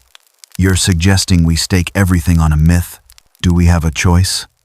Luke asked quietly. He reached out with the Force toward Lehon, trying to sense across the vast distance. What he felt made him shudder an old darkness, ancient and powerful, like a wound in the Force that had never healed, but also potential, possibility, a weapon that could turn the tide. I sensed something there, something powerful. Data might be right. Even if it's not the original Starforge, it could be something similar. A Rakatan foundry station. Even if this facility exists, Mon Mothma said, her voice heavy with concern. How would we activate it? How would we control it? The legends say the Starforge drove users mad with dark-side corruption. Revan himself nearly fell to its influence. I can interface with it through the Force, Luke said with more confidence than he felt. If it's partially technological, Data can help. If it's partially Force-based, I can help. Together, we might be able to activate it without falling to the dark side. But I won't lie, it's dangerous. Using a weapon powered by the dark side always is. Mara Jade, who'd been silent until now, spoke up. I know something about using dark side power without being consumed by it. I was the Emperor's hand for years. If Luke needs backup, someone to pull him back if the corruption becomes too strong, I'll go. Picard stood, his decision made. Then we go. Enterprise. Whatever ships you can spare, a Jedi contingent, and Mandalorian backup. We travel to Lehon. We find this Rakatan foundry, and we activate it. Because if we don't, this war is over. The Borg have won. I'm coming, Thrawn said. This operation will require precise tactical coordination. My presence is necessary. As am I, Akbar added. The New Republic needs representation. And frankly, we need to see this weapon with our own eyes before committing to its use. Then it's decided, Mon Mothma said, standing from her seat. She looked old suddenly, the weight of billions of lives pressing down on her shoulders. This is our last hope. May the Force be with you all, because if you fail, there won't be anyone left to mount another attempt. The strike force assembled within hours, the Enterprise, 3 Mon Calamari cruisers with Federation shields, 2 Imperial Star Destroyers, a squadron of Mandalorian ships led by Boba Fett, and Luke's personal shuttle carrying a dozen Jedi, including Mara Jade and Kip Duron. As they prepared to jump to hyperspace, Luke stood in the Enterprise's observation lounge, looking out at the fleet. So few ships, so little hope. Everything resting on an ancient legend and a Jedi Master's faith in the Force. You feel it too, Mara said, joining him at the viewport. The darkness at Lehon. Yes, Luke admitted. Whatever's there, Starforge or something similar, it was powered by the dark side. Using it, even to save the galaxy. It's dangerous. There's a real possibility I could fall. That we all could. More dangerous than letting the Borg assimilate everyone? Luke had no answer to that. The calculus was brutal: risk, corruption, and damnation, or accept extinction. Neither choice was acceptable. Both were necessary. If I start to fall, Luke said quietly, if you sense me slipping toward the dark side, you need to stop me. Whatever it takes. Mara's hand found his. I know. And if it comes to that, I will. But it won't. You're stronger than the dark side, Luke. You proved that with your father. You can do it again. Luke hoped she was right. On Coruscant, the Borg Queen felt a disturbance in the Force. Not a specific threat, the Force didn't work that way for the collective, but a sense of possibility, of paths converging, of futures in flux. The Force-sensitive drones she'd assimilated were providing her with precognitive abilities, showing potential timelines branching and merging. Curious, she said. The Force is showing us something, a nexus point, a moment of significance approaching. She accessed her tactical displays, overlaying Force-derived probabilities with cold mathematical analysis. Lehon. They travel to Lehon. They seek the ancient Rakatan facility. The Queen smiled, her implants glinting in the green light. Send a cube. Cube 461 is closest to that sector. Have it investigate. If the Resistance seeks ancient weapons, we will assimilate those weapons. We will add their distinctiveness to our own. All paths lead to perfection. All resistance is futile. In hyperspace, racing toward the unknown regions, Luke felt a chill run down his spine. Through the Force, he sensed something vast and terrible, turning its attention toward Lehon. The Borg knew they were coming, and the fate of the galaxy would be decided among the ruins of an ancient evil, where the dark side still lingered like poison in the air, and where the line between salvation and damnation was impossibly thin. The Mon Calamari cruiser Liberty's Hope emerged from hyperspace above Kashyyyk, her hull gleaming with newly installed Federation shield generators. Commander Nara stood on the bridge, watching the peaceful Wookiee homeworld rotate below, knowing that peace wouldn't last. Sensors detect a Borg cube entering the system, his tactical officer reported. Distance, 200,000 kilometers in closing. Battle stations, Nara ordered. This is what we've been waiting for. All hands, prepare to test our new defenses, and may the Force be with us. This was the test. 17 ships had been retrofitted with Federation technology adaptive shields, modulating weapons, integrated targeting systems that could shift frequencies faster than human reflexes could manage. If the technology worked, they had a chance. If it didn't, Kashyyyk would fall like Coruscant, like Kuat, like so many others. The Borg cube advanced, its green-lit hull pulsing with malevolent energy. On the Liberty's Hope, Engineering Chief Torin watched his newly installed shield generators with nervous anticipation. The Federation engineers had trained him well, but theory and practice were very different things.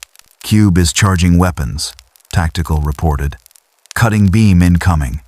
The green lance of death streaked across space. On a standard Mon Calamari cruiser, it would have sliced through shields and hull like a hot blade through ice. But the Liberty's Hope wasn't standard anymore. The Federation shields flared not the usual ray shield dissipation, but a complex adaptive field using different principles than the energy-based shields of this galaxy. Particle deflection, rather than energy absorption. The cutting beam hit with full force. The shields held. For 45 seconds, they held. "Shields at 80%, Torin reported, his voice rising with excitement. "The adaptive algorithms are working. They're compensating for the Borg weapon frequency." But then the Borg adapted. The collective was processing data from previous encounters with Federation vessels across 2 galaxies. The cutting beam's frequency shifted, modulated, seeking weaknesses in the unfamiliar shield technology. The shields flickered, dropped to 60%, then 40%. "Return fire," Nara ordered. "Modulating turbolasers, full spread." The Liberty's Hope's weapons had been upgraded too, not just standard turbolasers, but weapons that could shift their frequency with each shot. The first volley hit the cube's shields at one frequency, the second at another, the third at yet another. The Borg shields couldn't adapt fast enough to the randomized pattern. Explosions blossomed across the cube's surface. Not enough to destroy it. Not even close, but enough to damage it. Enough to force it to divert processing power to repairs. Enough to prove the technology worked. "It's working!" someone shouted on the bridge. "Belay that," Nara snapped. "Stay focused. We've heard it, but it's adapting. Weapons, keep modulating. Don't give them a pattern to lock onto. Helm, evasive pattern Delta 7. Make us hard to hit." The battle lasted 18 minutes, an eternity compared to the slaughter at Coruscant. The Liberty's Hope took damage, lost shield sections, had hull breaches on 3 decks. But she survived. And more importantly, she forced the Borg cube to retreat. Nara watched on his tactical display as the cube's shields finally adapted enough to render their weapons less effective. The damage they'd inflicted was significant hull breaches on multiple surfaces, systems failing, drones being vented into space, but the cube was still operational, still dangerous. "They're withdrawing," Tactical reported, almost unable to believe it, jumping to hyperspace. We won?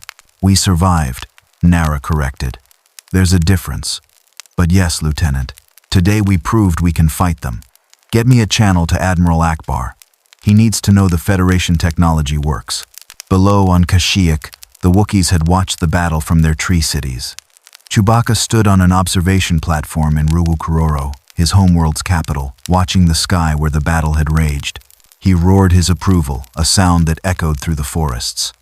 The Borg had been driven back. For the first time since this nightmare began, someone had fought them and won.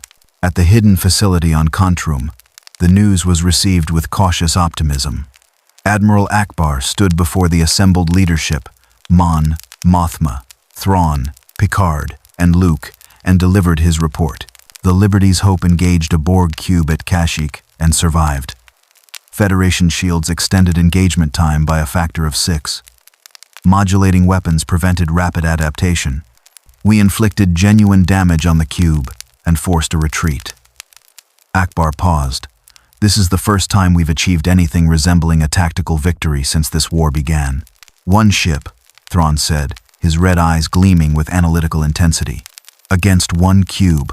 The Borg have deployed over 40 cubes across the galaxy. We have 17 retrofitted vessels. The mathematics remain unfavorable." Picard stood, moving to the tactical hologram showing the current state of the galaxy. Over 40 systems marked in red Borg controlled. Grand Admiral Thrawn is correct. While this is encouraging, we cannot win through incremental improvements. The Borg's production capacity far exceeds our own. For every ship we retrofit, they produce 3 new cubes, which is why we need to accelerate production, Picard continued. Commander LaForge, what's our current manufacturing capacity? Geordi stepped forward, consulting his pad. We've got 3 hidden facilities now, Contruum, Sluis Van, and 1 on Bothawai's moon. Combined output is approximately 2 shield generator sets per day. At current rates, we could retrofit the entire remaining New Republic fleet in about 4 months. 4 months we don't have, Mon Mothma said, her aged face showing the strain of command during an existential crisis. The Borg are producing 3 new cubes per week from Kuat and Fondor alone. Every day we delay, they get stronger while we stay static. At this rate, we'll be overwhelmed within weeks. Thrawn pulled up population statistics, his analytical mind processing the grim mathematics. Current estimates place Borg assimilated individuals at approximately 50 billion across all conquered systems. That's 50 billion drones, all working in perfect coordination. Their labor capacity alone would allow them to construct facilities we couldn't dream of building. Then we need more than just better defenses, Commander Riker interjected. We need to strike at their production centers. Kuat, Fondor, we need to destroy those shipyards before they can produce more cubes. Impossible, Thrawn said flatly. Each shipyard is defended by multiple cubes. We'd lose our entire fleet attempting such an assault. No, we need a different approach entirely. Luke, who had been silent, spoke up. Then we need a way to match their production capacity. We need. He trailed off, his eyes distant, unfocused. Through the Force, he felt something calling to him, ancient, dark, powerful. Master Skywalker? Mon Mothma prompted. Luke stood, walking to the viewport overlooking the construction facility. Workers below were installing Federation shield generators on a Nebulon B frigate, painstaking work that would take weeks per ship. Too slow. Far too slow. I've been meditating, Luke said quietly. Reaching out through the Force, searching for a solution. For days, I've been seeing fragments. Visions of an ancient station in orbit around a forgotten world. Technology that predates the Old Republic by thousands of years. A weapon capable of producing unlimited ships. A Rakatan foundry station, Data said from his position at a data terminal. I have been researching this possibility as well. Master Skywalker's Force visions align with historical records I discovered in the Jedi archives before Coruscant fell. What is this foundry? Mon Mothma asked. Data pulled up what little information existed. According to fragmentary records from approximately 4,000 years ago, the Rakatan Infinite Empire constructed multiple advanced facilities. The most famous was the Starforge, a massive space station capable of producing war materials at exponential rates. However, references in the archives suggest the Starforge was not their only such facility. There are mentions of seed stations and the first forge, implying prototype or sister installations. The Starforge itself was destroyed, Luke interjected. Pulled into Lihan's star at the end of the Jedi Civil War. But if the Rakata built multiple facilities, if there's a secondary foundry, a prototype station, it could still exist. And if it possesses even 60 to 70% of the legendary Starforge's capabilities, it would still far exceed anything we can currently manufacture. 1 ship per hour, Akbar said, leaning forward. Even at reduced capacity, that would change everything. In a month, we could have 500 ships. In 2 months, over 1,000. We could match the Borg's numbers. At what cost? Mon Mothma asked sharply, her political instincts sensing danger. Data, why were these weapons abandoned? Why aren't they still in use if they're so powerful? Data's expression grew troubled as an android could appear. The Rakatan facilities were powered by the dark side of the Force. According to historical accounts, they amplified negative emotions in their users. Anger, fear, hatred. They drove users to madness and corruption. The Jedi Knight Revan used the original Starforge to build an armada, but nearly fell completely to the dark side in the process. It was only after his redemption that he helped destroy the station. "This is insanity," Akbar said. "You're proposing we use a dark side weapon that drove its previous users mad? Master Skywalker, with respect, the risk is too great." "Is it?" Luke asked, turning to face them. His expression was haunted. The Borg have assimilated 50 billion people. 50 billion individuals who will never think their own thoughts again, never feel their own emotions. They're trapped, imprisoned in their own bodies. And every day we delay, millions more join them. Yes, a Rakatan foundry is dangerous. Yes, it could corrupt whoever uses it.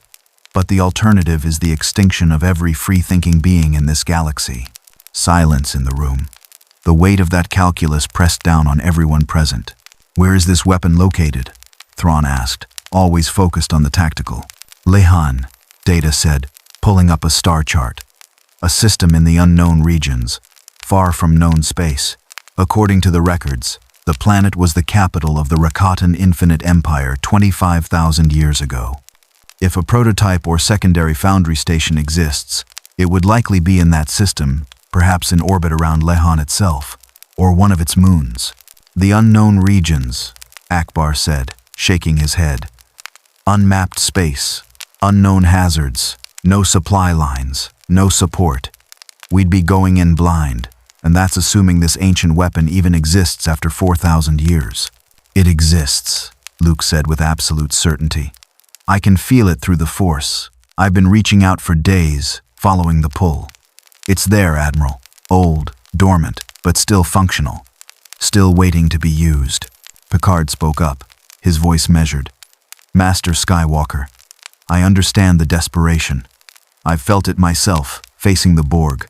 But this weapon, using the dark side to power a weapon of mass destruction. You said yourself it corrupts its users. What happens if you activate it and fall to the dark side? What happens if the galaxy trades Borg assimilation for rule by a Dark Lord?" Luke met Picard's gaze steadily. "Then someone will need to stop me, kill me if necessary. But Captain, I'm not going into this blind. I've faced the dark side before, faced it when the Emperor tried to turn me, faced it in my own father. I know what I'm risking. I know the danger. But I also know that if we don't try, everyone dies. At least this way, we have a chance." Mara Jade, who'd been standing in the back of the room, stepped forward. "He won't be alone. I know the dark side.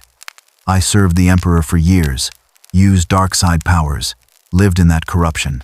If anyone can help Luke resist a Rakatan foundry's influence, it's me. I'll go with him. And if he starts to fall..." She left the implication unspoken, but her hand rested on her lightsaber. Thrawn studied Luke for a long moment, his red eyes seeming to pierce through to the Jedi's soul. Finally, he nodded. "I have studied the art of many cultures, and through art I understand how they think, how they fight. The Jedi have always fought with restraint, with honor, with compassion. This proposal goes against everything the Jedi stand for. The fact that you're willing to risk it anyway tells me how dire you believe the situation is." He turned to Mon Mothma. "I recommend we authorize this mission." Mon Mothma looked at each face in turn. Luke's determination, Mara's fierce loyalty, Thrawn's cold calculation, Picard's principled concern, Akbar's military pragmatism. The weight of the decision crushed down on her shoulders. To authorize the use of a dark side weapon, to potentially unleash a new tyranny in the process of fighting the Borg. But what choice did they have? "Very well," she said finally. "You have authorization to proceed. Assemble a strike force. Find this Rakatan foundry. Activate it. And Master Skywalker." She fixed him with a penetrating stare. "Don't let it corrupt you. This galaxy needs Jedi, not another Sith Lord. If I sense even a hint that you're falling to the dark side, I will order your execution myself. Am I understood?" "Yes, Chief of State," Luke said quietly. "Completely understood. Then we have much to prepare," Thrawn said, already moving to the tactical displays. "We'll need ships capable of reaching the unknown regions, supplies for an extended journey, and backup plans if the foundry proves inoperable or too dangerous to use." "Captain Picard," I'll need the Enterprise's advanced sensors to navigate the unknown regions. Admiral Akbar, assign your best ships, ones with the Federation retrofits. We can't afford to lose this strike force to the Borg. The planning began immediately. Within hours, a strike force was assembled, 30 ships in total, representing the best of what remained of the free galaxy. The Enterprise would lead, her advanced sensors crucial for navigating unmapped space. 3 Mon Calamari cruisers with Federation shields, Liberty's Hope, Redemption 2, and Independence. 2 Imperial Star Destroyers, Chimera under Thrawn's direct command, and Relentless, a squadron of Mandalorian ships under Boba Fett, ready for boarding actions. And Luke's personal shuttle carrying 12 Jedi, including Mara Jade, Kip Duran, and Silgal. Before departure, Luke stood alone in a meditation chamber, reaching out through the Force one more time. The pull was stronger now, clearer. The Rakatan Foundry was calling to him, and with it came whispers of power, promises of strength, the seductive lure of the dark side. Use me, it seemed to say. Use me and save your galaxy. Unlimited ships, unlimited power. You can destroy the Borg. You can protect everyone you love. I will use you. Luke whispered back to the darkness. But I won't let you use me. I'm a Jedi. I serve the light, and nothing you promise will change that. He hoped he was strong enough to keep that vow. The strike force departed within 12 hours, jumping into the unknown regions on coordinates extracted from ancient Jedi archives. The journey would take 4 days through unmapped hyperspace, 4 days where the Borg would continue their conquest unopposed. Aboard the Enterprise, Picard stood on the bridge watching the strange hyperspace currents of this galaxy. Beside him, Thrawn coordinated the fleet, his tactical genius ensuring they avoided spatial anomalies and gravity wells. "Captain," Thrawn said during the second day of travel, "may I speak candidly?" "Of course, Grand Admiral. I have studied Master Skywalker extensively, his tactics, his victories, his psychological profile. He is perhaps the most powerful Force user alive, and his character appears unimpeachable. Yet I am troubled by this mission." "As am I," Picard admitted. "In my experience, using evil methods to fight evil rarely ends well. The means shape the ends, Grand Admiral. If we win this war by embracing the dark side, what will we have become?" "Alive," Thrawn said simply. "And alive, we can rebuild, can redeem ourselves, can create something better. Dead or assimilated, we can do nothing. I do not pretend this is an ideal solution. But war rarely offers ideal solutions, only the least terrible among terrible options." Picard couldn't argue with that logic, though it troubled him deeply. On the 4th day, they emerged from hyperspace into the Lehan system. The planet hung before them, a tropical world covered in oceans and islands, beautiful and seemingly peaceful. But through the Force, Luke felt the wrongness immediately. The dark side was strong here, like a stain that had never washed away. Thousands of years of suffering, corruption, and evil had left their mark. Sensors detect artificial structures in orbit, data reported from the Enterprise bridge. Configuration matches Rakatan architectural patterns based on database comparisons. "Captain, I believe we have found a Rakatan Foundry station." On the main view screen, the station appeared. It was massive, easily 10 kilometers across, a ring-shaped structure surrounding what appeared to be a massive energy collection array pointed at Lehan's sun. The station was dark, seemingly dormant, but Luke could feel the power sleeping within it, waiting to be awakened, hungry to be used. "By the Force," Luke breathed. "It's real. A Rakatan Foundry. It's actually real. Magnificent," Thrawn said, his analytical mind already assessing the station's capabilities. A weapon capable of harnessing stellar energy for direct matter conversion. "The technological sophistication is remarkable. If we can control this, we can turn the tide of the war." Sensors also detect automated defense systems, data continued. Multiple weapons platforms, what appear to be drone fighters in storage bays, and energy barriers protecting key sections. The station is heavily defended even in its dormant state. Attempting to approach without proper authorization codes will likely trigger hostile response.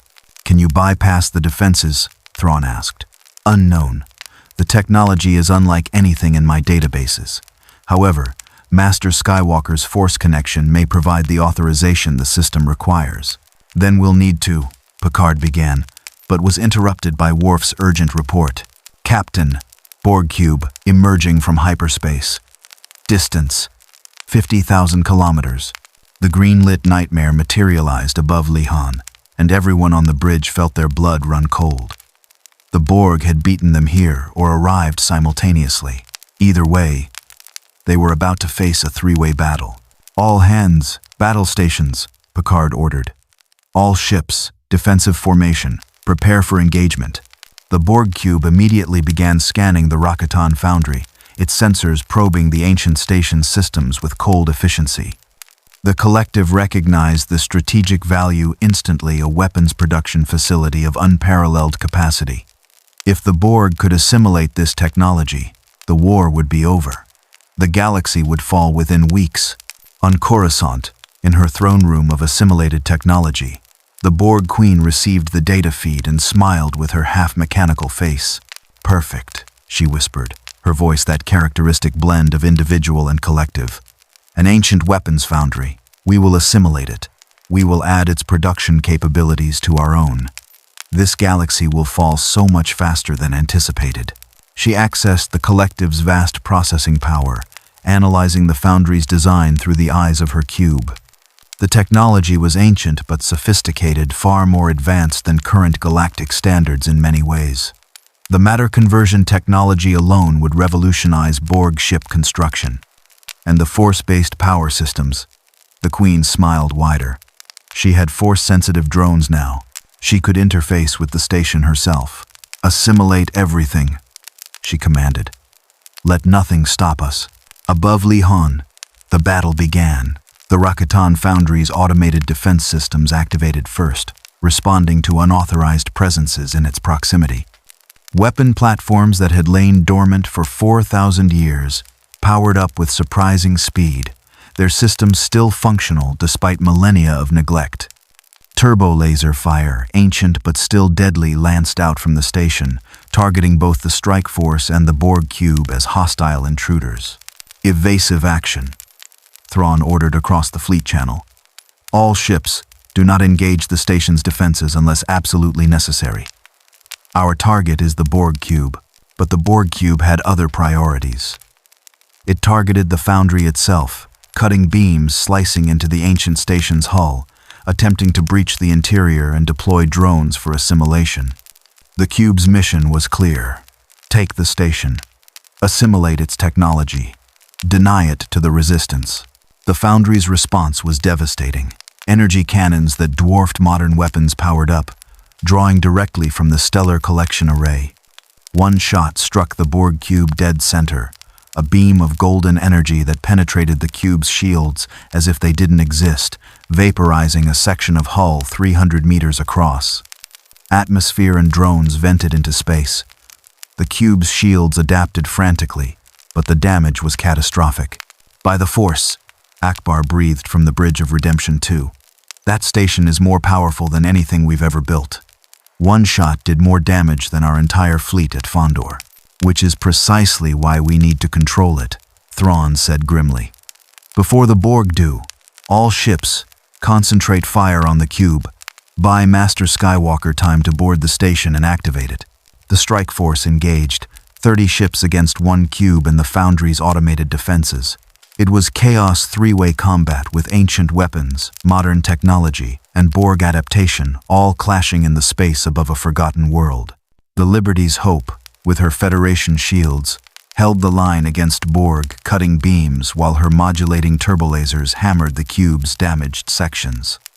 The two Imperial Star Destroyers, Chimera and Relentless, added their massive firepower, overwhelming the cube's shields through sheer volume. Mandalorian ships darted in close, looking for boarding opportunities, their Beskar armor protecting them from assimilation attempts. "Luke, you need to go now," Picard transmitted from the Enterprise. "We'll hold off the cube as long as we can, but we cannot fight both the Borg and the station's defenses indefinitely." "I'm on my way," Luke replied, already moving toward the hangar. He gathered his strike team, Mara Jade, Kip, Duran, Data, and Worf. Ready? Always, Mara said, her purple lightsaber already in hand, unignited but ready. They boarded a shuttle, a modified Lambda class with enhanced shields, and launched toward the foundry. Data piloted with android precision, weaving through weapons fire from both the station's defenses and stray shots from the battle. Twice, Borg cutting beams nearly vaporized them. 3 times, the foundry's turbo lasers locked on, only to be distracted by the larger ships. When they reached the station's surface, they landed in what appeared to be an ancient docking bay, massive, crumbling in places, but still functional. The shuttle settled onto decking that had last felt footsteps 4,000 years ago. Luke stepped out, and the dark side hit him like a physical blow. He staggered, nearly falling, the sheer weight of ancient corruption pressing down on his mind. This wasn't like facing the Emperor that had been one source of darkness, powerful but singular. This was millennia of accumulated evil, the psychic residue of countless atrocities committed in the Foundry's name. Luke! Mara caught him, steadying him. Talk to me. Are you okay? The dark side, Luke managed, his voice strained. It's everywhere, in the walls, in the air. Thousands of years of hatred, fear, suffering. This place. He looked up at the ancient corridors. This place is a wound in the Force. Can you continue? Worf asked bluntly, his Klingon practicality cutting through the moment. Luke straightened, drawing on the light side to center himself. Yes, we need to reach the control center. The station won't activate itself. It needs a Force-sensitive user to interface with it. That's me. They moved deeper into the foundry, and with each step, Luke felt the darkness growing stronger. The station was alive in some sense, not sentient, but aware. It sensed his presence, sensed his power, and it wanted him. Wanted to use him as it had used countless others before. Yes, the station seemed to whisper, "Come to me. Use me. I can give you power beyond imagining. Together, we will crush the Borg. Together, we will rule this galaxy." "No," Luke whispered back. "I don't want to rule. I want to save." "They are the same thing," the darkness insisted. "To save, you must have power. To have power, you must embrace me. There is no other way." The station's internal defenses activated ancient security droids emerging from alcoves where they'd waited for 4 millennia. Their designs were alien, unsettling, covered in Rakatan glyphs and powered by technologies that shouldn't still work. But they did work, and their weapons were still deadly. Blaster fire filled the corridor. Worf roared a Klingon battle cry and charged, his bat'leth cutting through droids with brutal efficiency. The ancient machines couldn't adapt to his ferocity, couldn't predict his savage attacks. Mara and Luke deflected energy bolts with their lightsabers, their blades dancing in perfect synchronization. Kip used the Force to crush entire groups of droids, his considerable power amplified by the ambient dark side energy. "Kip, careful," Luke warned. "The dark side is trying to use you. Don't let your anger control you." "I know what I'm doing," Kip shouted back, but Luke could sense the darkness creeping into his student's heart, feeding on his fear and rage. They fought their way deeper, through corridors lined with alcoves that had once held Rakatan workers, past chambers filled with incomprehensible technology, through sections where the dark side was so strong that even Mara had to pause and center herself. Finally, they reached the control center, a massive chamber dominated by a central console covered in Rakatan glyphs that seemed to glow with inner light. Energy conduits connected it to the entire station, pulsing with barely contained power. This was the heart of the Foundry, the nexus where technology and the Force merged into something greater and more terrible than either alone. "Data, can you interface with it?" Luke asked, his voice tight. Data approached the console, his positronic brain analyzing the alien technology at speeds no organic could match. "The systems are extraordinarily complex. Partially organic, partially technological, partially something else entirely.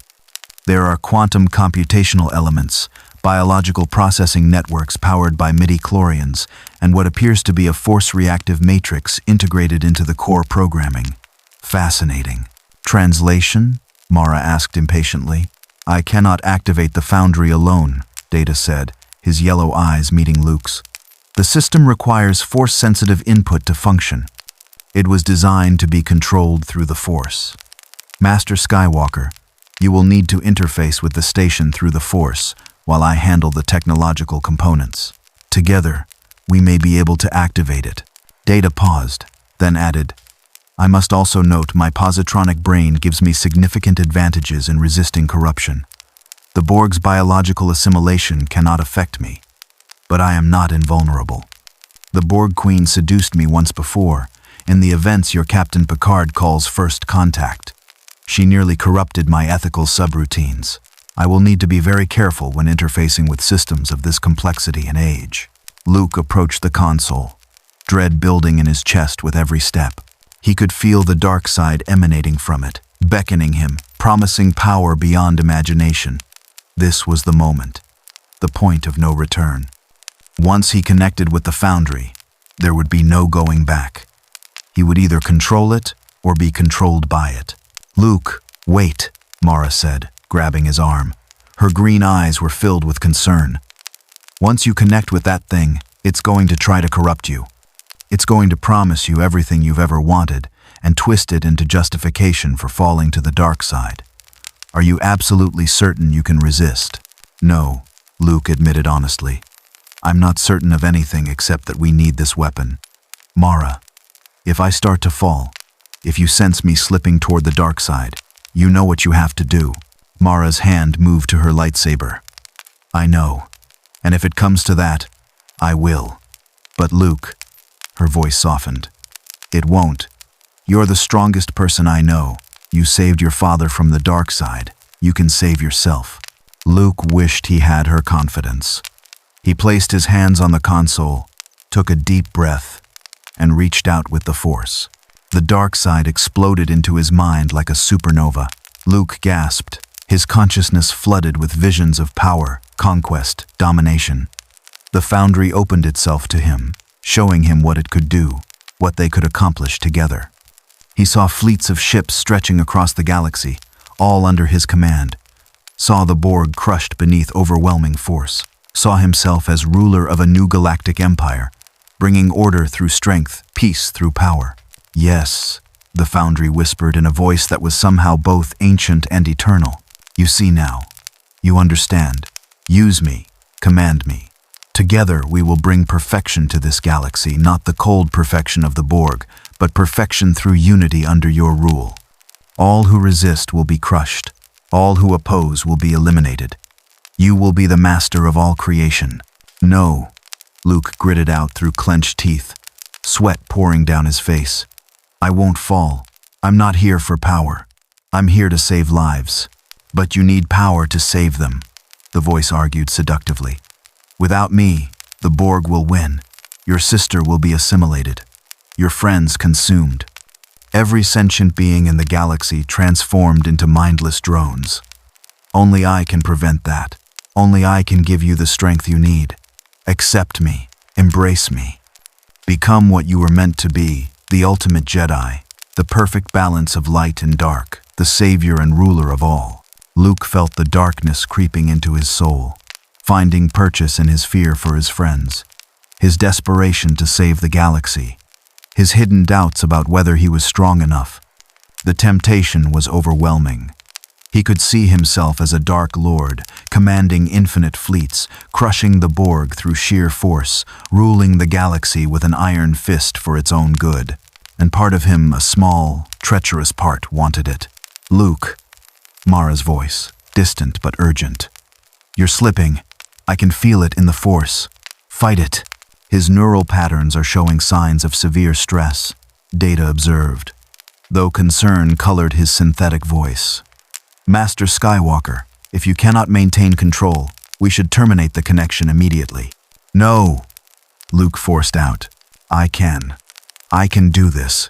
He focused on Mara's voice, using it as an anchor. He thought of his father, of that moment on the Death Star when he'd thrown away his lightsaber and refused to kill. That had been his greatest victory, not through power, but through compassion, through choosing the light even when the dark side offered easier paths. I am a Jedi, Luke said aloud, his voice growing stronger. Like my father before me, I use the Force for knowledge and defense, never for attack, never for personal power. I will not be seduced by promises of domination." The dark side recoiled, surprised by his resistance. Luke pressed his advantage, channeling the light side of the Force through the connection, letting compassion and selflessness flow through him into the ancient station. "I don't want to rule," Luke said firmly. "I want to save. I want to protect. And if you can't understand that difference, then I'll find another way. I'll destroy this station before I let it corrupt me." Something shifted in the Force. The Foundry's consciousness, if it could be called that, seemed to pause, to consider. It had been designed by the Rakata as a tool of conquest, powered by the dark side, used for millennia as a weapon of tyranny. But Luke was offering it something different. Purpose without corruption, power without domination. The darkness receded slightly, not gone, never gone, but controlled, contained. Luke felt the connection stabilize, felt his mind clear enough to think. He had established a partial link, enough to interface with the station without being completely consumed. "Data, now," Luke called out, sweat streaming down his face from the effort of maintaining the connection. "I've got it under partial control. If you can handle the technological side, I can provide the Force interface." Data's fingers flew across the alien console, his android mind processing Rakatan code faster than any organic could comprehend. As he worked, he felt the station's systems attempting to interface with his positronic matrix. Seductive whispers of pure logic, of efficiency without emotion, of the beauty of unified purpose, echoes of what the Borg Queen had once offered him. He erected firewalls, isolated his cognitive processes, remembered what Captain Picard had taught him. That humanity, messy, inefficient, emotional humanity, was worth preserving, even in an android. The Foundry's corruption found no purchase in his ethical subroutines. "Initializing primary systems," Data reported. "Activating matter conversion arrays. Establishing stellar energy collection protocols. Master Skywalker, the station requires production templates. What specifications should I input?" "Ships," Luke managed, his voice strained from maintaining the Force connection. "Capital ships with Federation shields and modulating weapons. Mix of Mon Calamari and Imperial designs optimized for anti-Borg combat. Tell it to start building. Now." Data input the parameters, translating modern ship designs into formats the ancient Rakatan systems could process. For a moment, nothing happened. Then the Foundry awakened fully. 4,000 years of dormancy ended in an instant. Power surged through ancient systems. The station's ring began to glow with golden light as energy collectors focused on Lehan's sun, drawing stellar radiation directly into matter conversion arrays. Throughout the massive structure, production facilities activated automated construction bays, assembly lines, fabrication chambers, all coming online simultaneously. Outside, the battle had intensified. The Borg cube, damaged but adapting, had pushed through the strike force and was attempting to dock with the Foundry. Cutting beams carved through the ancient station's outer hull. Drones were preparing to board, to assimilate everything. Then the Foundry's production bays opened, and the first new ship emerged. It was a Mon Calamari cruiser, but unlike any that had been built before. Its hull incorporated Rakatan metallurgy materials that were stronger, lighter, more efficient than anything modern science could produce. Its shields were Federation designed, adapted from the Enterprise's specifications. Its weapons were a hybrid of Imperial turbo-lasers and modern energy weapons, all capable of frequency modulation. And most incredibly, it had been constructed in 47 minutes from raw stellar matter. "Impossible," Thrawn breathed from the Chimera's bridge, watching the new ship power up and immediately join the battle. "It actually works. The legends were true." The new ship, designated Foundry 1 by its automated systems, opened fire on the Borg cube with weapons the cube had never encountered. Fresh, unadapted weapons hitting at full strength. The cube's shields, already compromised by the Foundry's defense cannons, buckled under the assault. Then 3 more ships emerged from different production bays, 2 more cruisers, and an Imperial Star Destroyer, all built to the same hybrid specifications, all fresh and deadly. "The Borg are withdrawing," Worf reported with satisfaction. "The cube is jumping to hyperspace." The Borg cube, outmatched and unable to adapt quickly enough to the combination of the Foundry's ancient weapons and the new ship's fresh technology, retreated. It had come to assimilate the station, and instead found itself nearly destroyed. The cube limped away, damaged sections venting atmosphere, dozens of systems failing. But it had transmitted everything back to the collective. The Borg Queen now knew about the Rakatan Foundry, knew what it could do, and she was already calculating responses. In the Foundry's control center, Luke collapsed. Mara caught him, lowering him gently to the ancient decking. His face was pale, covered in sweat, and she could sense through the force how close he'd come to falling. Luke, talk to me," Mara said urgently. "I'm okay," Luke managed weakly. "But Mara, that was close. So close. The dark side almost had me. If you hadn't been there, if I hadn't had your voice to anchor me." He didn't finish the sentence. "But I was here," Mara said firmly, relief flooding through her. "And you held on. You controlled a dark side superweapon without falling, Luke. That's incredible." Luke struggled to his feet with her help, leaning on her for support. "We need to be careful. Every time someone interfaces with this station, they risk corruption. We need protocols, safeguards, strict limits on its use. The Foundry can save us, but it can also damn us."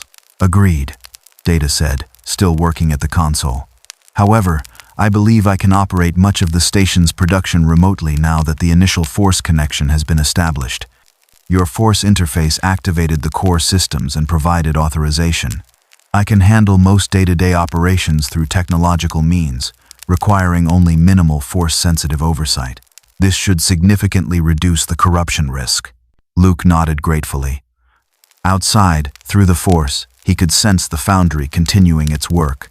Production bays across the massive station were coming online, each one capable of producing a ship every hour. The balance of power was shifting. For the first time since the Borg arrived, the Free Galaxy had hope. But on Coruscant, in her throne room of green-lit technology, the Borg Queen watched the transmitted data and understood immediately that the war had entered a new phase. The Resistance had found a weapon that could match Borg production capacity. This could not be tolerated. "Adapt," she commanded across the collective, her voice reaching every drone on every cube across the galaxy. "Increase production rates at all facilities. Assimilate shipyards at maximum speed. Deploy additional cubes to priority targets. This galaxy has found a weapon that threatens our perfection. We must respond with overwhelming force. No mercy. No restraint. Total assimilation." Across Borg-controlled space, the order was implemented immediately. Production rates doubled, then tripled. New cubes began rolling off assimilated shipyards every day instead of every week. The Borg committed their full industrial might to conquering this galaxy before the Foundry could produce enough ships to stop them. It was a race now. Production capacity versus production capacity. The Foundry's ancient technology against Borg efficiency. And the fate of the galaxy would be decided by which side could build ships faster. 2 weeks later, the Foundry had produced over 300 warships, all equipped with Federation shields, modulating weapons, and crews trained in anti-Borg tactics. Combined with the existing fleet and the retrofitted vessels, the Free Galaxy now possessed over 500 combat-ready ships. It wasn't the largest fleet in galactic history. The Clone Wars had fielded more. But this was the most diverse alliance ever assembled. Republic and Imperial ships flying together. Federation technology integrated into Mon Calamari hulls. Mandalorian warriors fighting alongside Jedi. Not the largest fleet, but perhaps the most unified in purpose. It was time for the final battle. In the command center aboard the Home One, now relocated to a hidden base in the Outer Rim, the leadership gathered for final planning. Admiral Akbar, Mon Mothma, Grand Admiral Thrawn, Captain Picard, and Luke Skywalker stood around a holographic display of the galaxy. "The target is Coruscant," Thrawn said, highlighting the conquered capital. "The Borg Queen has established her unicomplex there, the central node for all Borg operations in this galaxy. Destroy the Queen, and the entire collective loses coordination."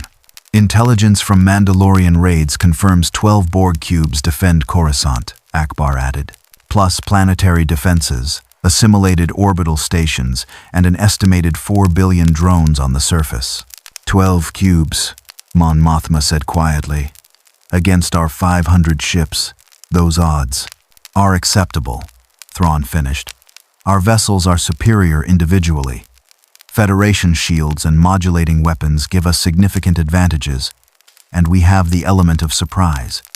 The Borg expect us to remain on the defensive. They do not expect an assault on their stronghold. There's more, Luke said. The Borg Queen herself is aboard a diamond-shaped ship in orbit. She's the central node, the one consciousness directing the entire collective in this galaxy. If we can kill her, the cubes will lose their coordinating intelligence. They'll still be dangerous, but they'll be slower, more predictable, easier to defeat. Then our strategy is clear, Picard said. The main fleet engages the defending cubes, keeping them occupied. The Enterprise leads a strike force against the Queen's diamond ship. A boarding party, Master Skywalker, Mr. Data, Mr. Worf, and others infiltrates the diamond and eliminates the Queen. It's an assassination mission, Mara said flatly. Luke's going to kill the Borg Queen in single combat. If necessary, yes, Luke confirmed. The Queen has assimilated Force-sensitive individuals. She has Force powers now. It needs to be a Jedi who faces her. Mon Mothma looked at Luke, seeing the determination in his eyes but also the weariness. He'd interfaced with the Foundry multiple times over the past 2 weeks, each connection taking its toll. Master Skywalker, are you certain you're up to this? The strain of using the Foundry, I'll manage, Luke said firmly. This ends at Coruscant. One way or another, this war ends there. Then we attack in 48 hours, Thrawn decided. All ships rendezvous at the staging point. Final preparations begin immediately. And everyone. He looked around the room, his red eyes glowing with fierce determination. Prepare for the battle of your lives. We win at Coruscant, or we lose everything. The meeting adjourned. Luke stood alone at the viewport afterward, looking at the stars, knowing that in 2 days, everything would be decided. Mara found him there an hour later. Thinking about the battle, thinking about what comes after. Luke said, If we win, if we actually defeat the Borg, what then? The Foundry will still exist. All that power, all that temptation, what do we do with it? Destroy it, Mara said without hesitation. Once the Borg are gone, we destroy the Foundry completely. No one should have access to that much power. It's too dangerous. Agreed, Luke said. But first, we have to survive long enough to make that choice. They stood together in silence, watching the stars, preparing for the battle that would determine the fate of the galaxy. The fleet assembled at the staging point, a barren system in the outer rim, far from Borg sensors. 500 warships hung in formation against the stars. Mon Calamari cruisers with Federation shields, Imperial Star Destroyers bristling with modulating weapons, hybrid vessels fresh from the Rakatan Foundry, combining the best of 3 different technological paradigms. And at the center, the USS Enterprise E, her elegant lines a reminder that this fight united 2 galaxies against a common threat. On the bridge of the Home One, Admiral Akbar addressed the fleet commanders via holographic conference. Faces appeared around him, human, alien, droid, and everything between, all united by a single purpose: retake Coruscant and destroy the Borg Queen. This is the moment we've been preparing for, Akbar said, his gravelly voice carrying the weight of command. Coruscant is defended by 12 Borg cubes, planetary defense systems, and approximately 4 billion drones on the surface. The odds are against us. Many of us will not survive this battle. But if we succeed, we break the Borg's grip on this galaxy. We end this nightmare. Grand Admiral Thrawn's hologram appeared, his red eyes gleaming. The tactical plan is as follows. The main fleet will engage the defending cubes in 3 waves. First wave draws their attention and forces adaptation. Second wave exploits the brief window before they fully adapt to our new weapons. Third wave hammers them with overwhelming force. Meanwhile, the Enterprise leads a strike group 20 ships directly at the Queen's diamond vessel. Their mission: Create a breach for a boarding party. Captain Picard's hologram joined the conference. The boarding party will consist of Master Skywalker, Commander Data, Lieutenant Commander Worf, Mara Jade, and a Mandalorian fire team led by Boba Fett. Our objective is to eliminate the Borg Queen. Without her, the collective loses its central coordination node. The cubes will still be dangerous, but they'll be far less effective. And what about the 4 billion drones on Coruscant's surface? Mon Mothma asked, her hologram showing the strain of leading during wartime. We cannot save them, Luke said quietly, his image appearing beside Picard's. Anyone assimilated more than 72 hours ago is. The optimistic window was 72 hours. But some individuals have been recovered after 5 or even 7 days, though the psychological damage is severe. The reality is that the vast majority, those assimilated in the early weeks of the war, have been modified too extensively. Too much of their organic brain has been replaced with cybernetics. We focus on killing the Queen and destroying the cubes. The drones on the surface will become disorganized without central coordination. We can deal with them after. Silence at the grim calculus. Billions of people written off as casualties. But there was no other choice. All ships, prepare to jump to hyperspace, Akbar ordered. Destination, Coruscant. May the Force be with us all. The fleet jumped as one, 500 ships vanishing into hyperspace, racing toward the final battle. On Coruscant, in the throne room she'd carved from the Senate chambers, the Borg Queen sensed the coming assault. Her connection to the collective gave her awareness across light years. She felt the hyperspace disturbances, calculated trajectories, understood intent. They come, she said to the empty room, though she was never truly alone. The voices of billions of drones echoed in her mind, all connected, all unified in purpose.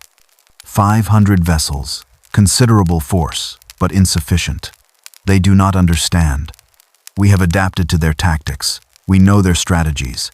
They will be assimilated. She accessed tactical displays showing Coruscant's defenses. 12 cubes in perfect geometric formation around the planet. Orbital defense platforms assimilated and upgraded with Borg technology. And her diamond ship at the center, ready to coordinate the defense with perfect efficiency. All cubes, prepare for engagement, she commanded across the collective. Deploy maximum drones. Adapt shields to counter Federation technology and Rakatan metallurgy. Target their command ships first, destroy leadership and they will collapse. This galaxy will be perfection. Their resistance ends today. The fleet emerged from hyperspace at Coruscant's edge, and the sight that greeted them was a nightmare made manifest. The planet that had been the shining jewel of the Republic was now a Borg hellscape. The gleaming cityscape had been transformed into geometric structures of green-lit technology. Borg alcoves covered entire city blocks. Drones moved through streets in perfect unison, all individual thoughts suppressed beneath the collective's will. And in orbit, 12 cubes hung like mechanical gods, their shields already charging, their weapons tracking the incoming fleet. All ships, attack formation Beta 7, Thrawn ordered from the Chimera. First wave, advance. Second and third waves, hold position until my command. Enterprise Strike Group, stand by for your attack run. The first wave, 150 ships accelerated toward the cubes. The Borg opened fire immediately. Green cutting beams lanced across space, striking ships with devastating precision. But these weren't the unprepared vessels that had faced the Borg at Coruscant months ago. These ships had Federation shields, and they held. Shields at 70%, Commander Nara reported from the Liberty's Hope as a cutting beam struck his cruiser. Holding steady. All weapons, fire at will. The battle was joined. 150 ships against 12 cubes in the most desperate fight of the war.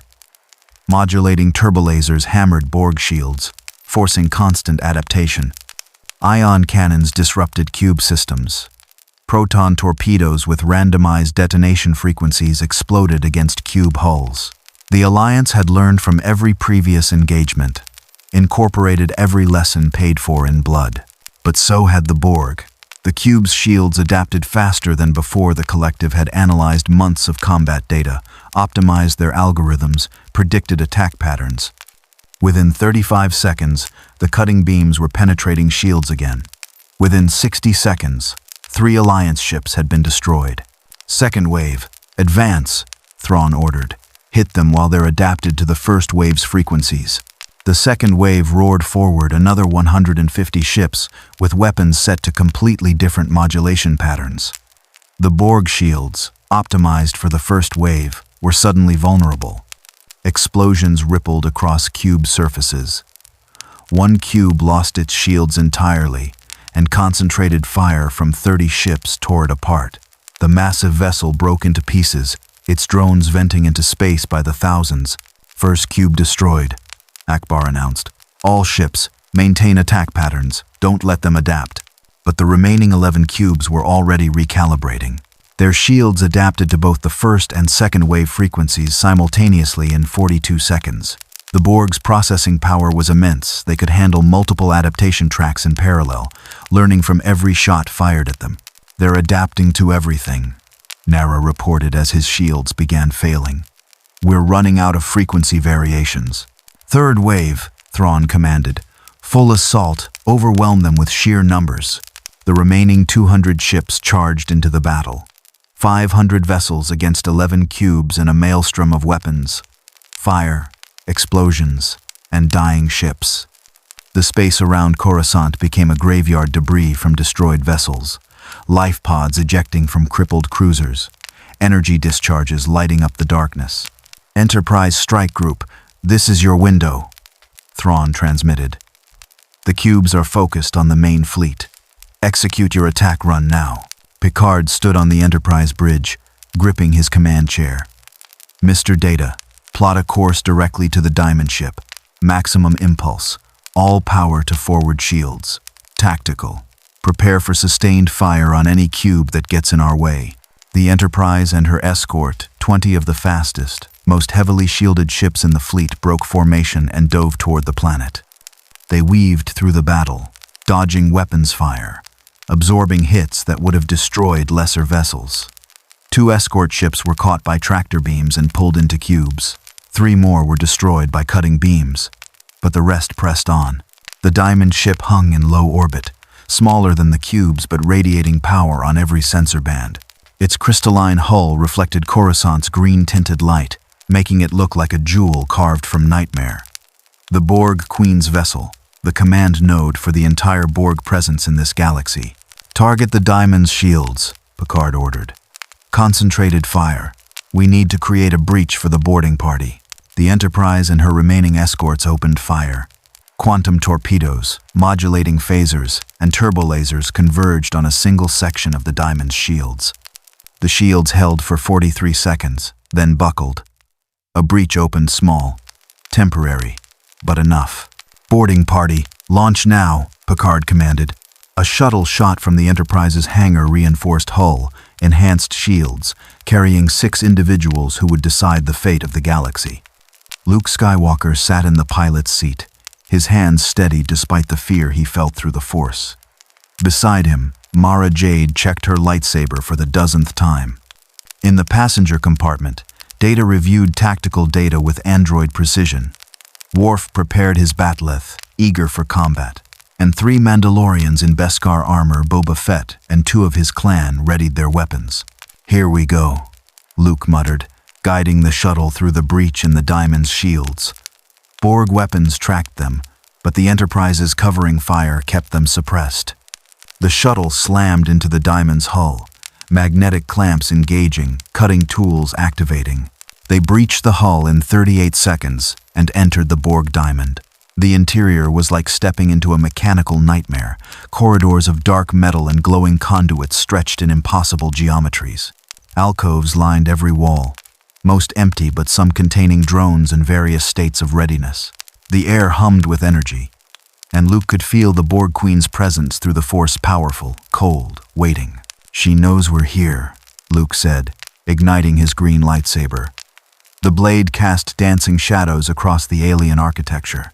Of course she does, Mara replied, her purple blade springing to life. She probably let us board. This could be a trap. Undoubtedly a trap, Data confirmed, his tricorder scanning ahead. However, we have little choice. The Queen's chamber is located 7 decks above our current position.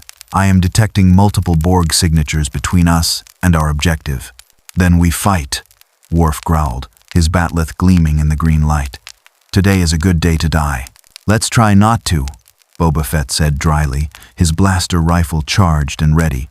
Move out. They advanced through the diamond, and the Borg came for them. Drones materialized from alcoves, from side passages, from everywhere at once, but these weren't standard drones. These were the Queen's elite, augmented with additional weapon systems, reinforced armor, enhanced processing power, and some had the Force. Luke felt them before he saw them, Force-sensitive drones, former Jedi now enslaved to the collective. They moved with unnatural coordination, their lightsabers igniting in perfect unison. One had been Cam Solusar, Luke's student lost at Yavin. Another had been Nikos Mar, assimilated months ago. Their faces were expressionless, their eyes dead, but they fought with terrible efficiency. Master Skywalker, Cam's voice said in that horrible harmonic drone tone. You will be assimilated. Your Force abilities will be added to our own. Resistance is futile. I'm sorry, Cam, Luke whispered. Then he attacked. The battle in the Diamond's corridors was brutal and chaotic.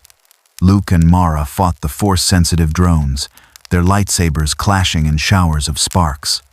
Luke could feel them through the Force not as voids, but as prisoners. The organic parts of their brains still generated Force energy, but the cybernetic implants channeled and controlled it like electricity through circuits. The Borg had found a way to weaponize the Force without understanding it, treating it like just another energy source to be harnessed and directed. The Mandalorians laid down, suppressing fire, their Beskar armor deflecting assimilation attempts. When drones tried to inject tubules, the armor stopped them cold. When drones punctured environmental seals, the Mandalorians vented atmosphere, blowing the attackers back. They switched weapon types constantly, blasters, flamethrowers, sonic charges, thermal detonators, forcing the Borg to adapt to kinetic and explosive damage, which took precious seconds longer than energy weapons. Worf charged into groups of drones with Klingon fury, his bat'leth severing limbs and cybernetic components. Each strike was calculated for maximum lethality, each movement flowing into the next with warrior's grace honed over decades of combat. And Data moved with android precision, each strike calculated for maximum efficiency. When drones attempted to assimilate him, the biological nanoprobes found no purchase in his positronic brain. But he remained vigilant. He'd felt the Borg network attempting to interface with his systems, seductive whispers of pure logic and unified purpose. He maintained his firewalls, remembered his humanity, resisted the corruption that had nearly claimed him once before. But there were so many drones. For every one they destroyed, 2 more took its place. They were being worn down, pushed back, overwhelmed by numbers. We need to move faster, Luke shouted, deflecting Force lightning from a corrupted Jedi. Data, can you hack their systems? Slow them down. Attempting now, Data replied. He extended his positronic interface, connecting directly to a Borg access node. His consciousness dove into their network, a vast, interconnected system of billions of minds all thinking as one.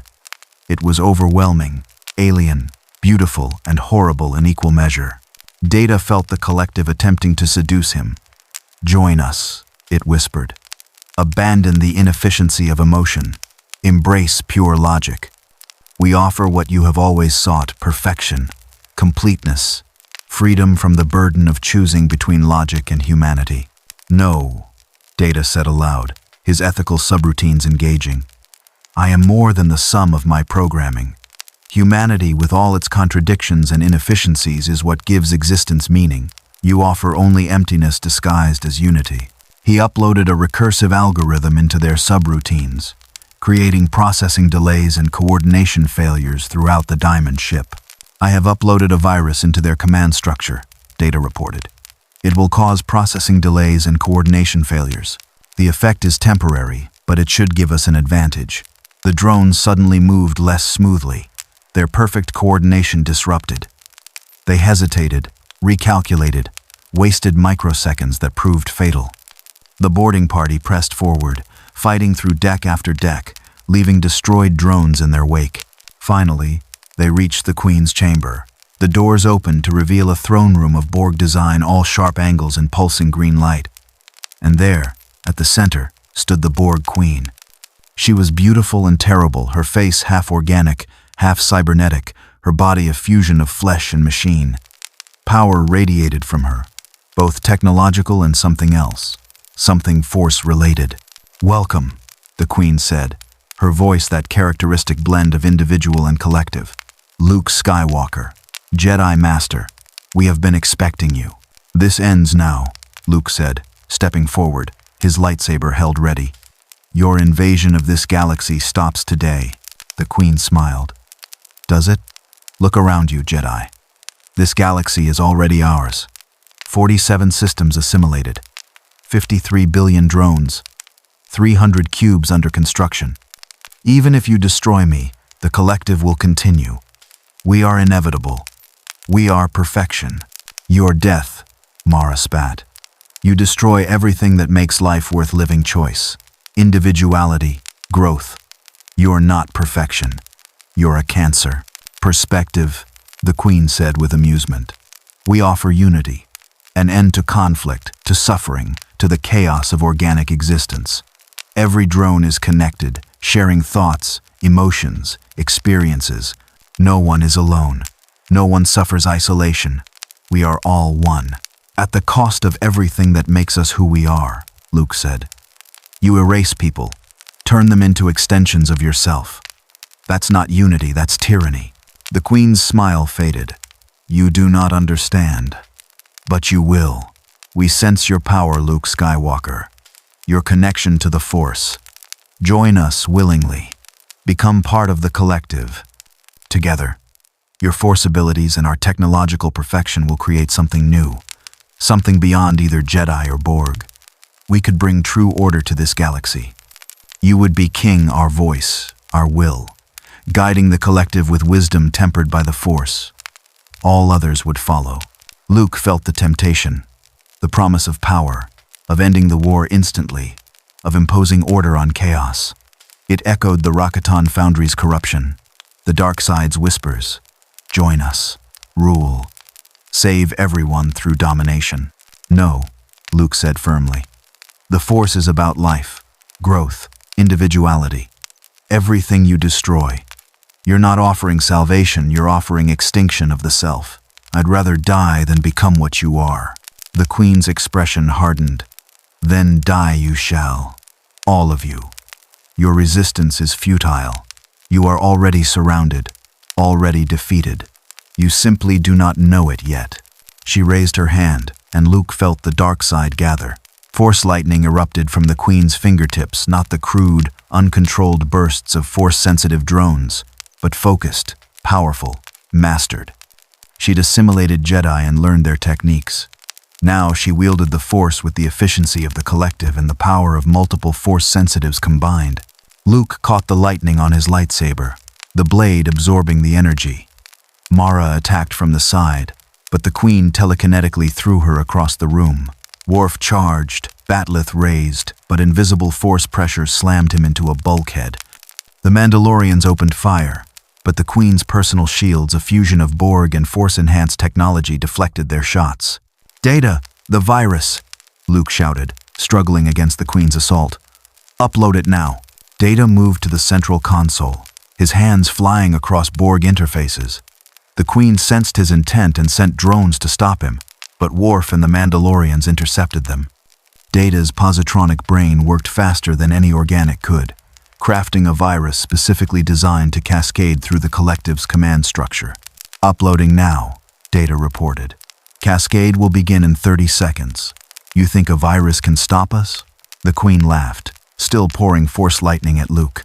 "We have trillions of redundant systems, billions of drones to compensate. Your virus is irrelevant." "Maybe," Luke gritted out, "but it'll slow you down. Give the fleet time to destroy your cubes, and give me time to do this." He dropped his lightsaber defense and reached out with the Force. Not to attack, that wasn't the Jedi way, but to connect. He touched the Queen's mind, feeling the vast collective consciousness behind her, and within it, he sensed something he hadn't expected. remnants, fragments of the individuals who'd been assimilated, buried deep beneath the collective's programming, suppressed but not completely erased. Billions of minds crying out for freedom, for individuality, for themselves.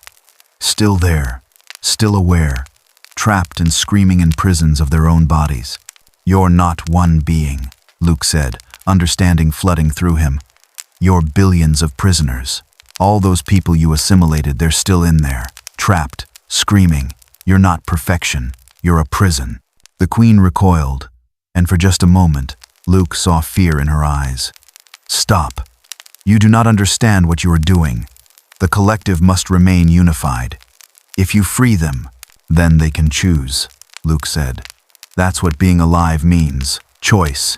Even if they choose wrong, even if they suffer, that's the price of freedom." He pushed deeper with the Force, finding those suppressed minds, those fragments of individuality. And he called to them, called them to wake up, to remember who they were, to fight. The Queen screamed a sound of pure agony as billions of assimilated minds suddenly pushed back against the collective's control. Her concentration shattered. The Force lightning cut off, and in that moment of weakness, Mara struck. Her purple lightsaber flashed, Worf's bat'leth descended, Boba Fett's blaster fired at point-blank range, and Luke's green blade found its mark driving through the Queen's cortical node, the central processor that connected her to the collective. The Queen staggered, her eyes going wide. "We will adapt. We always adapt." Then she fell, her body hitting the deck with a metallic clang. Dead. The Borg Queen, the coordinating intelligence of the entire collective in this galaxy, was gone. And across Coruscant, across 47 star systems, in hundreds of cubes and billions of drones, the effects were catastrophic, but not what anyone expected. The collective didn't shut down. It fractured. Without the Queen's unifying intelligence, the cubes began operating on conflicting subroutines. Some attempted to continue their original missions. Others tried to establish new command hierarchies by assimilating neighboring cubes. 2 cubes above Coruscant turned on each other, cutting beams slicing into erstwhile allies as competing subprocesses fought for dominance. "They're fighting each other," Akbar reported from the home one, disbelief in his voice. "The cubes are attacking their own. The collective is having a civil war," Thrawn observed with cold satisfaction. Without the Queen's coordination, individual cube processes are attempting to establish dominance. They see each other as threats to assimilation, efficiency. It was horrifying. It was beautiful. And it gave the Alliance the opening they needed. "All ships, target the distracted cubes," Thrawn ordered. "Destroy them while they're infighting." The Alliance fleet surged forward. Without the Queen's coordination, the cubes were still dangerous but far less effective. They couldn't adapt as quickly, couldn't predict attack patterns, couldn't coordinate their defenses. And now, they were wasting processing power fighting each other for control of the collective. One by one, they fell. The second cube exploded in a cataclysmic detonation that lit up Coruscant's orbit. A third lost weapons and shields to fratricidal fire from another cube, then was swarmed by Mandalorian boarding teams who planted massive explosives in its power core. A fourth tried to flee but was caught by concentrated turbolaser fire from 3 star destroyers. By the time the boarding party evacuated the Diamond ship, 8 cubes had been destroyed, some by the Alliance, some by each other in the chaos of competing command hierarchies.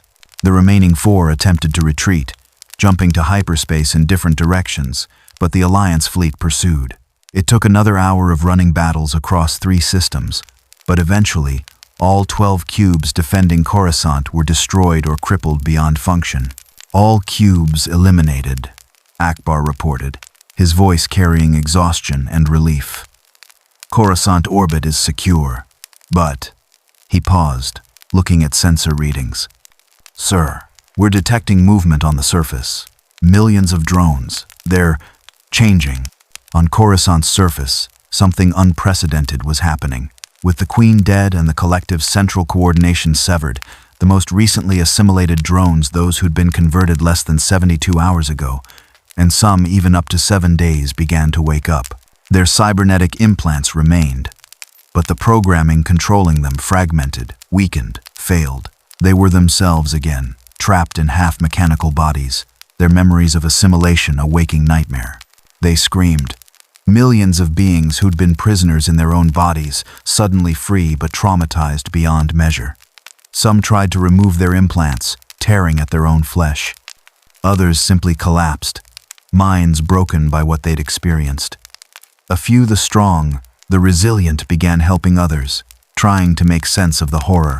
But billions more, those assimilated too long ago, their brains too modified, their humanity too erased, simply shut down. They stood in their alcoves, motionless, effectively dead despite their bodies still functioning on a basic level. The organic parts of their brains were still there, still generating faint force presences that Luke could sense, imprisoned consciousnesses trapped in bodies that would never truly be theirs again. "What do we do with them?" Mon Mothma asked, her voice heavy with sorrow as she watched reports from the surface. "Medical teams," Luke said immediately, though his heart was breaking. "Jedi healers, doctors, anyone who can help. The recently assimilated can be saved. We need to get them treatment immediately." "The long-term drones." He trailed off, the grief evident in his voice. "We'll need to decide how to handle them. They're not really alive anymore, but we can't just execute them. One crisis at a time," Picard said gently. "We've won the battle. The Borg Queen is dead. The cubes are destroyed. This galaxy is free again. The healing can begin." Over the next 3 months, the Alliance systematically hunted down scattered Borg remnants. Cubes in distant systems, cut off from the Queen's coordination, were located and destroyed. Pockets of drones on conquered worlds were neutralized, killed if necessary, saved if possible. It was brutal work, but necessary. The casualty count was staggering. Over 100 billion beings assimilated during the war. Of those, approximately 8 billion were recoverable individuals assimilated in the final 2 weeks of the war, before the Queen's death, whose neural pathways hadn't been completely overwritten. The 72-hour window had been optimistic. Some individuals were recovered after 5 or even 7 days of assimilation, though the psychological damage was severe. But the vast majority, over 90 billion beings, had been assimilated too long ago. Their organic brains had been too heavily modified, replaced, or simply destroyed. They were gone. The decision of what to do with the long-term drones was the hardest choice any of them had made. Eventually, after weeks of debate, Mon Mothma issued the order. The long-term drones would be placed in medical stasis, held in facilities across the galaxy, maintained but not truly alive. Perhaps someday, medical technology would advance enough to recover them. Until then, they would sleep.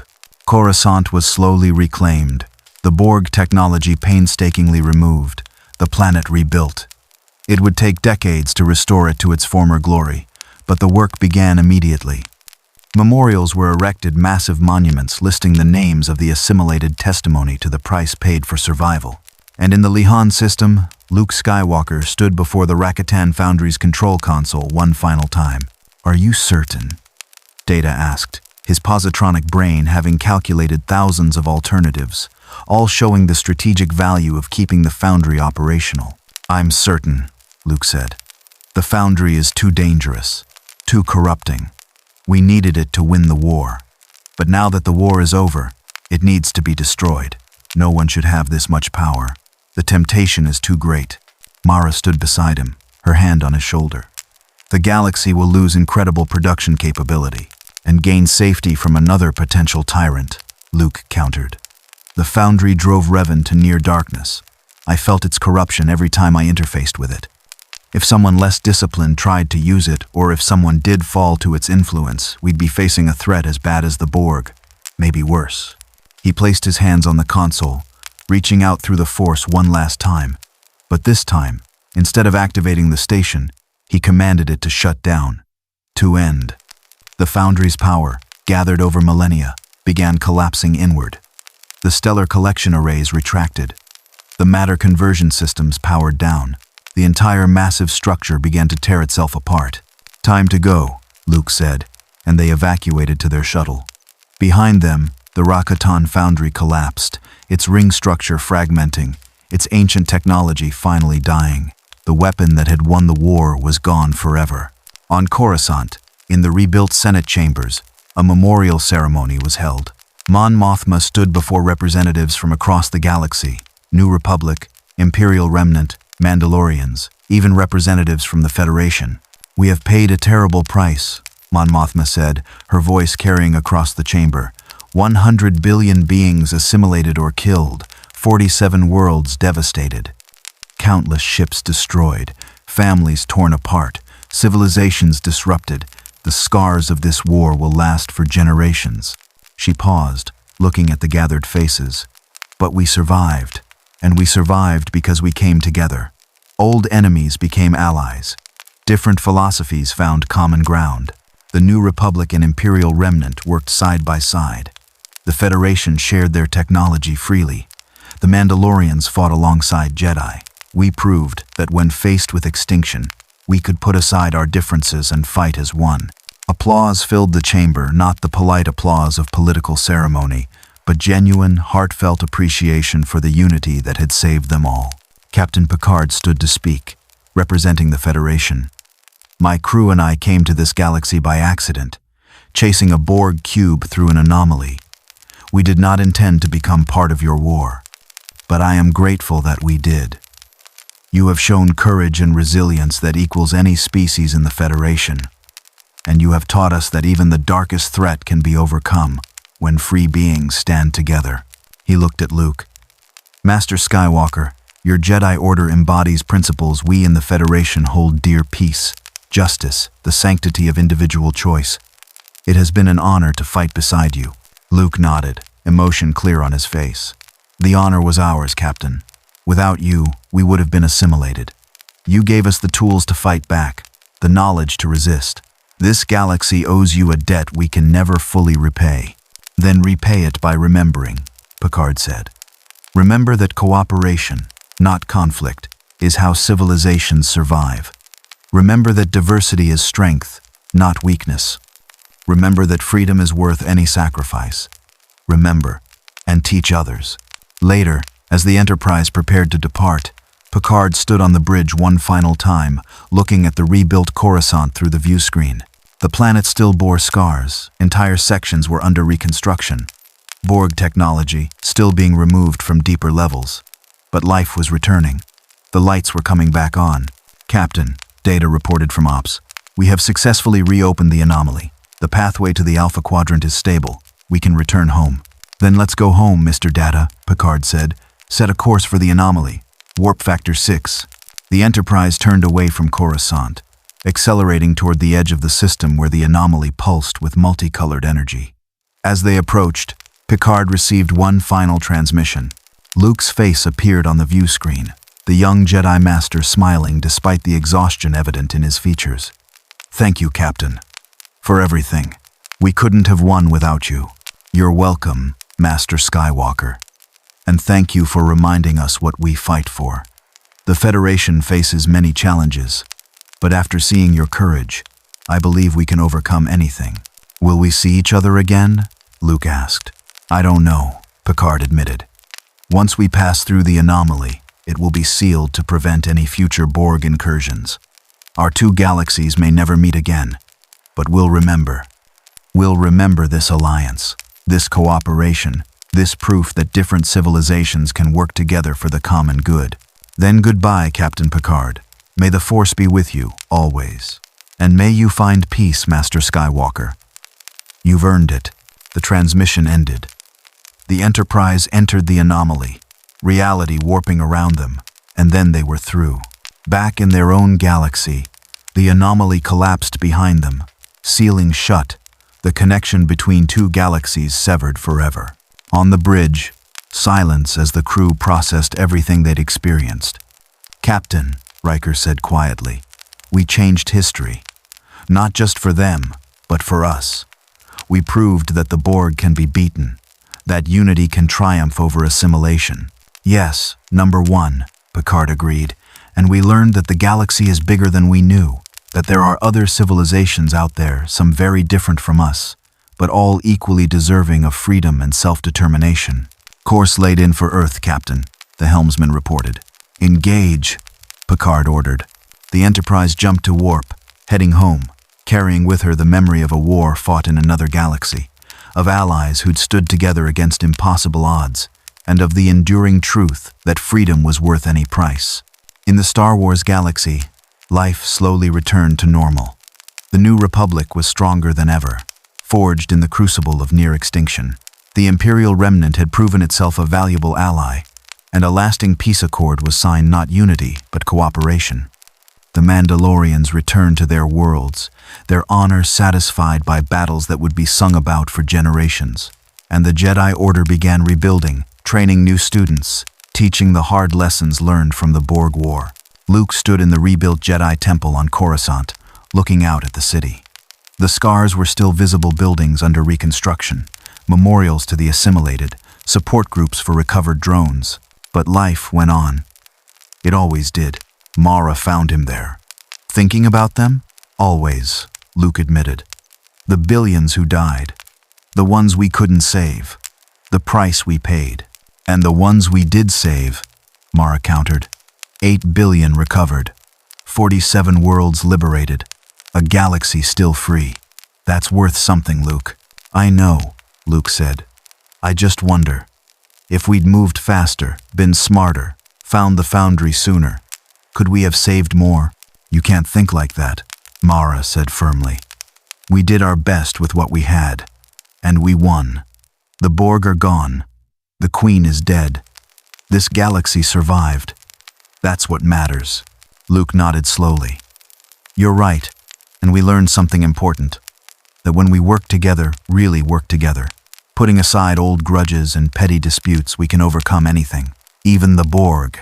Think we'll remember that? Mara asked.